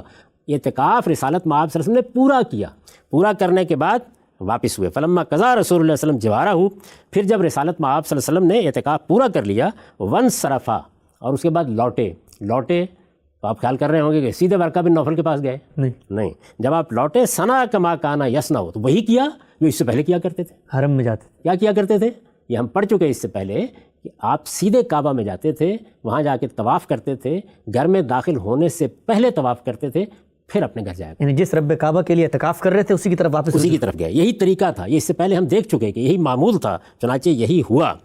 تو اس کے بعد دیکھیے ونصرفا ثنا کما کانا یسنا، وہی کیا جو اس سے پہلے کرتے تھے۔ بدا بالکعبہ، کعبے سے ابتدا کی، فطاف بہا، اور اس کا طواف کیا۔ فلقیہ ورقۃ ابن نوفل وہو یطوف بالکعبہ، تو اب وہاں پر ورقہ ابن نوفل سے ملاقات ہو گئی۔ اچھا، اور یہ ملاقات ظاہری بات اتفاقی ہوئی ہوگی، اتفاقاً ہوئی، یہ آگے بیان کر رہے ہیں کیسے ہوئی۔ وہو یطوف بالکعبہ، اتفاق کی بات ہے کہ وہ بھی کعبے کا طواف کرنے کے لیے وہیں آئے ہوئے تھے اور طواف کر رہے تھے، یعنی یہ یوں نہیں ہے کہ رسالت میں آپ صلی اللہ علیہ وسلم ان کے گھر ملنے کے لیے گئے ہیں یا ان کو بلایا ہے، رسالت میں آپ صلی اللہ علیہ وسلم واپس پہنچے، اپنے معمول کے مطابق جیسے اعتکاف کرتے تھے، اعتکاف کے بعد کعبے میں جاتے تھے، جس طرح وہاں طواف کرتے تھے، طواف کرنے کے لیے پہنچے، اور یہ بھی معمول تھا، کوئی نئی بات نہیں تھی۔ تو ورقہ بن نوفل بھی طواف کرنے کے لیے آئے ہوئے تھے، وہاں ملاقات ہو گئی۔ فقال یا ابن اخی، انہوں نے دیکھا تو کہا کہ بھتیجے، اخبرنی بما رأیت و سمیتا، یعنی اس سے پہلے وہ سیدہ خدیجہ سے ساری کہانی سن چکے تھے، سارا قصہ سن چکے تھے، تو انہوں نے کہا کہ بھتیجے مجھے ذرا بتاؤ کیا دیکھا، کیا سنا، کیا فطری چیز ہے، ایسے ہی ہونا چاہیے، یعنی جب اب براہ راست ملاقات ہو گئی ہے تو وہ پوچھیں گے نا کہ ذرا اب تم خود اپنی زبان سے بتاؤ کیا دیکھا، کیا سنا۔ فاخبرہ رسول اللہ صلی اللہ علیہ وسلم، تو رسول اللہ صلی اللہ علیہ وسلم نے وہ ساری داستان، وہ سارا قصہ ان کو بھی بتایا، ان کو بھی وہ بات بتائی کہ کیسے میری ملاقات ہوئی۔ ظاہر ہے کہ یہاں بھی کسی خواب کا ذکر نہیں ہے، بلکہ وہ ملاقات بتائی کہ کیسے جبریل امین کو میں نے دیکھا ہے، انہوں نے کس طرح مجھے یہ بشارت دی ہے، کیسے یہ کہا ہے کہ آپ اللہ کے رسول بنا دیے گئے ہیں، اپنا تعارف کیسے کرائیں۔ بخاری کی روایت میں تھا کہ وہ ایک طریقے سے تصدیق کروانے کے لیے جا رہے ہیں، جبکہ یہاں جو صورت ہے صورتحال بالکل الگ تھی نا، یعنی پیغمبر آئے ہیں واپس، پیغمبر بنا دیے گئے ہیں اور واپس آئے ہیں تو کانپ رہے ہیں، لرزتے کانپتے واپس آئے ہیں، زملونی زملونی کہہ رہے ہیں۔ اس کے بعد میں نے آپ سے عرض کیا کہ وہ جو خوف کی کیفیت ہے، وہاں روایت میں الفاظ یہ تھے وہ دور ہوئی، تو اس کے بعد سیدہ خدیجہ لے کے گئی ہیں کہ وہ چونکہ آسمانی کتابوں سے بھی واقف ہیں، کچھ وحی کی تاریخ سے بھی واقف ہیں، وہ لوگوں سے بہت سی باتیں سنتے بھی رہتے ہیں، وہ یہود اور نصارہ کے ہاں جو روایات ہیں ان کی واقفیت بھی حاصل کر چکے ہیں، تو وہ تسلی دیں گے۔ وہاں تو تصویر یہ سامنے آتی تھی، یہاں ان میں سے کچھ بھی نہیں ہوا، یعنی رسالت میں آپ صلی اللہ علیہ وسلم نے اعتکاف پورا کیا، ایسا بھی نہیں ہوا کہ اعتکاف چھوڑ کر آ گئے، اعتکاف پورا کیا، معمول کے مطابق واپس آئے، جس طرح پہلے اس سے پہلے جب آتے تھے تو سیدھے بیت اللہ میں جاتے تھے، بیت اللہ میں گئے، وہاں طواف کرنا تھا، طواف کرنے کے لیے اب گئے تو وہیں ورقہ بن نوفل طواف کر رہے تھے، تو وہاں یہ سارا واقعہ ہوا۔ اس کے بعد کیا ہوا، فاخبرہ رسول اللہ صلی اللہ علیہ وسلم، تو رسول اللہ صلی اللہ علیہ وسلم نے یہ ساری بات ان کو بتائی۔ فقال لہ ورقہ، یہ سن کر ورقہ نے کہا والذی نفسی بیدہ انک لنبی ھذہ الامہ، جیسے انہوں نے سیدہ خدیجہ کو کہا تھا اسی طرح انہوں نے یہ کہا کہ اس ہستی کی قسم، اس ذات کی قسم جس کے قبضے میں میری جان ہے، بے شک آپ اس امت کے نبی بنا دیے گئے۔ سبحان اللہ، اس امت کے میں پہلے عرض کر چکا نہیں، بنی اسماعیل کے نبی بنا دیے گئے ہیں۔ وَلَقَدْ جَاءَكَ النَّامُوسُ الْأَكْبَرُ، اور آپ کے پاس وہی ناموس اکبر آیا ہے، وہی روح القدس آیا ہے، وہی جبریل امین آیا ہے، الذی جاء موسیٰ، جو موسیٰ کے پاس آیا تھا۔ اس کے بعد انہوں نے کہا وَلَتُكَذَّبَنَّ وَلْتُوزِيَنَّ وَلْتُخْرَجَنَّ وَلَتُقَاتَلَنَّ، یقیناً تمہیں جھٹلا دیا جائے گا، لا ریب تمہیں اذیتیں دی جائیں گی، اس میں کوئی شک ہی نہیں کہ تمہیں تمہاری بستی سے، تمہاری قوم سے باہر نکال دیا جائے گا، یہ لوگ تمہارے ساتھ لڑیں گے، تمہارے ساتھ جنگ و جدال برپا ہو جائے گا۔ وَلَئِنْ أَنَا أَدْرَكْتُ ذَلِكَ الْيَوْمَ، جب وہ دن آئے گا، یعنی جب تمہاری تکذیب ہوگی، جب یہ لوگ اس طرح تمہیں ستائیں گے، جب ایسے تمہیں یہاں سے نکالنا چاہیں گے، وہ دن اگر کبھی میں نے پایا، میں اس وقت تک زندہ رہا، لَأَنْصُرَنَّ اللَّهَ نَصْرًا يَعْلَمُهُ، تو میں اللہ کے اس دین کی، اللہ کے اس پیغام کی مدد کروں گا جو میرا پروردگار ہی جانتا ہے۔ ظاہر ہے کہ مطلب یہ کہ جو مجھے وہ توفیق دے گا، جو کچھ بھی میرے اوپر عنایت ہوگی میں مدد کروں گا، جتنی بھی کر سکوں گا۔ لَأَنْصُرَنَّ اللَّهَ نَصْرًا يَعْلَمُهُ ثُمَّ أَدْنَا رَأْسَهُ، اس کے بعد انہوں نے بہت محبت کے ساتھ، جیسے کہ بزرگ عام طور پر کرتے ہیں، رسالت مآب صلی اللہ علیہ وسلم کا سر پکڑ کے اپنی طرف جھکایا، ثُمَّ أَدْنَا رَأْسَهُ مِنْهُ، پھر رسالت مآب صلی اللہ علیہ وسلم کا سر انہوں نے پکڑ کر جھکایا، فَقَبَّلَ يَعْفُوخَ، اور سر کے درمیان میں، سر کے وسط میں کر کے بوسہ دیا، محبت سے، شفقت سے۔ ثُمَّ انصرف رسول اللہ صلی اللہ علیہ وسلم إِلَى مَنزِلِهِ، اس کے بعد رسول اللہ صلی اللہ علیہ وسلم اپنے گھر لوٹ آئے۔ ٹھیک، یہاں یہ روایت ختم ہوتی ہے۔ اب ذرا یہ دیکھیے اور تقابل کر کے دیکھیے کہ کیا زمین و آسمان کا فرق ہے اس روایت میں اور اس روایت میں۔ یعنی وہاں ہم نے کیا کچھ دیکھا، رسالت مآب صلی اللہ علیہ وسلم لرزتے کانپتے واپس آئے، سیدہ خدیجہ سے یہ کہا ہے کہ مجھے کمبل اڑا دیے جائیں، کچھ خوف دور ہوا تو اس کے بعد سیدہ لے کے ورقہ بن نوفل کے پاس گئی ہیں، انہوں نے تسلی دی، اور پھر اس کے بعد ہم نے وہ داستان سنی، وہ دل خراش داستان کہ وہی میں انقطاع ہو جاتا تھا اور کسی پہاڑ کی چوٹی پر جا کر خودکشی کرنے کی کوشش کرتے تھے، یہاں تک کہ جبریل امین آتے اور تسلی دیتے، اور خودکشی کرنے کی یہ کوشش بارہا کی گئی۔ وہاں صورتحال یہ تھی۔ اب ذرا یہاں بھی دیکھ لیجیے، اور پھر یہ بھی دیکھیے کہ یہ روایت کہاں بیان ہوئی ہے۔ یہ روایت اسی خاندان میں بیان ہوئی ہے، یعنی وہی آل زبیر ہیں، وہی بیان ہوئی ہے، وہی عبداللہ بن زبیر ہیں جو عروہ بن زبیر کے بھائی ہیں۔ یہ میں عرض کر چکا نا کہ یہ دونوں سیدہ اسما کے بیٹے ہیں۔ اس روایت کو کس نے بیان کیا؟ زہری سے عروہ بن زبیر نے بیان کیا۔ یہ روایت کہاں بیان کی گئی، کس کی فرمائش پر بیان کی گئی، کس کی خواہش پر بیان کی گئی؟ وہ عبداللہ بن زبیر ہیں، ان کے بھائی، ایک ہی خاندان ہے۔ اچھا، یہ بات بھی اس سے پہلے عرض کی جا چکی کہ یہ سیدہ اسما کے بیٹے ہیں، یعنی ماں کون ہے؟ ماں سیدہ عائشہ کی بڑی بہن ہے۔ ہم یہ جانتے ہیں کہ وہ بھی رسول اللہ صلی اللہ علیہ وسلم پر برسوں پہلے ایمان لا چکی ہوئی ہیں۔ اس واقعے سے اگر ان کی عمر کا لحاظ کیا جائے تو پوری طرح واقف ہیں۔ یہ سوال میں اس وقت نہیں کرتا کہ انہوں نے اپنی ماں سے یہ واقعہ کیوں نہیں سنا، چلیے یہ جو تابعی ہیں انہی سے سنا، تو میں یہ پوچھنے کی جسارت کر سکتا ہوں کہ کیا ان کے علم میں وہ واقعہ نہیں تھا؟ انہوں نے یہ کیوں نہیں یہاں کہا کہ یہ تم کیا بات بیان کر رہے ہو؟ یعنی جن صاحب نے یہ واقعہ بیان کیا ہے انہوں نے ان کو کیوں نہیں کہا کہ تم یہ کیا بات بیان کر رہے ہو؟ ہم تو اس سے پہلے یہ جانتے ہیں، اور سیدہ عائشہ بتا چکی ہیں، اور وہ ہماری خالہ ہیں، اور وہ ہمیں یہ سنا چکی ہیں واقعہ کہ اس میں تو اس طرح نہیں ہوا تھا، اس میں تو گھبرائے ہوئے آئے تھے، پریشان آئے تھے، اور یوں نہیں ہوا تھا کہ وہاں سے آنے کے بعد، یعنی جب اعتکاف ختم ہو گیا تب کعبے میں ملاقات ہوئی ہو، بلکہ وہاں تو وہ لے کر گئی تھی ملاقات کرانے کے لیے۔ یعنی دونوں واقعات میں زمین آسمان کا فرق ہے، اتنا تضاد ہے۔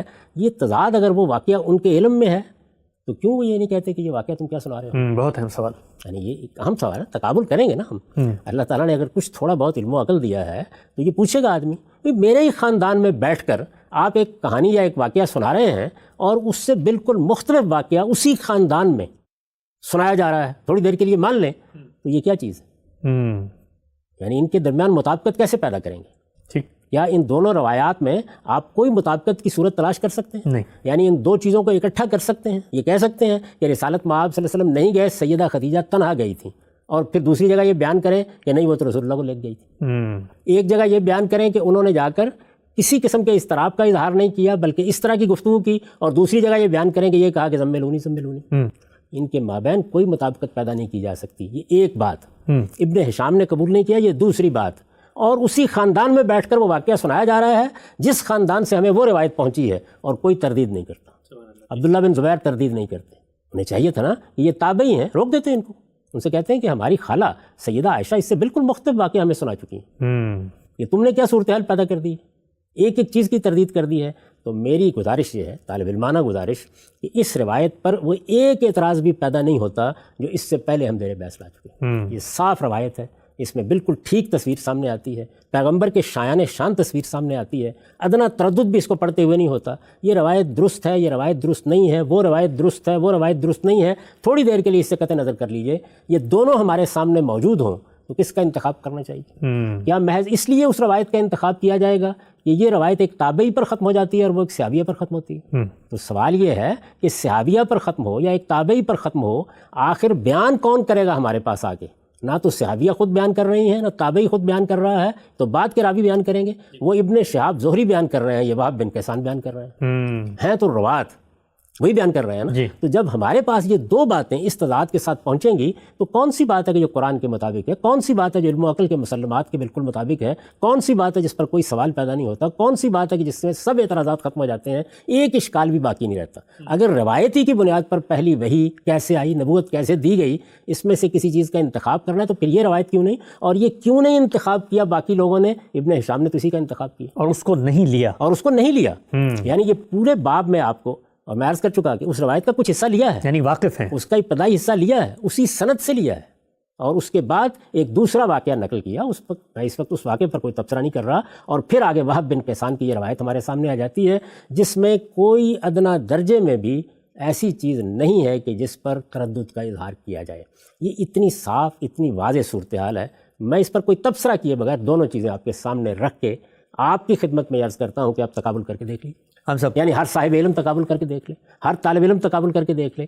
قرآن کی بنیاد پر فیصلہ کرنا ہے تو پھر تو کوئی تردد ہی نہیں ہے، اگر روایتوں کے مابین تقابل کرنا ہے تو پھر یہ دیکھیے اسی خاندان سے دو قصے آ رہے ہیں، یعنی وہی سیدہ اسماء کا خاندان، وہی آل زبیر، وہی سیدنا زبیر کا خاندان، وہ ایک بھائی بیان کر رہا ہے، یہ دوسرے بھائی کے سامنے بیان ہو رہی ہے، اس کی تصدیق ہو رہی ہے، انہوں نے پوچھا ہے، وہ ان سے پوچھنے کے لیے گئے ہیں، اور ابن ہشام رسالت مآب صلی اللہ علیہ وسلم کا پہلا سیرت نگار اسی واقعے کا انتخاب کرتا ہے۔ تو یہ حقائق میں نے آپ کے سامنے رکھ دیے ہیں اور یہ بتا دیا، اب خود فیصلہ کیجئے اس بات کا کہ کیا چیز قابل قبول ہے اور کیا نہیں، اور کیا اس روایت کے بعد بھی اصرار کرنا چاہیے کہ چونکہ وہ روایت بخاری نے لے لی ہے، مسلم نے لے لی ہے، محدثین نے لے لی ہے، اس لیے ہم تو اسی کو مانیں گے۔ ہاں صاحب، بہت ہی ہلا دینے والی یہ صورتحال ہے جو سیرت ابن ہشام کی اس روایت سے سامنے آئی ہے۔ بڑی تفصیل سے دو نشستوں میں آپ نے اس کو پڑھا۔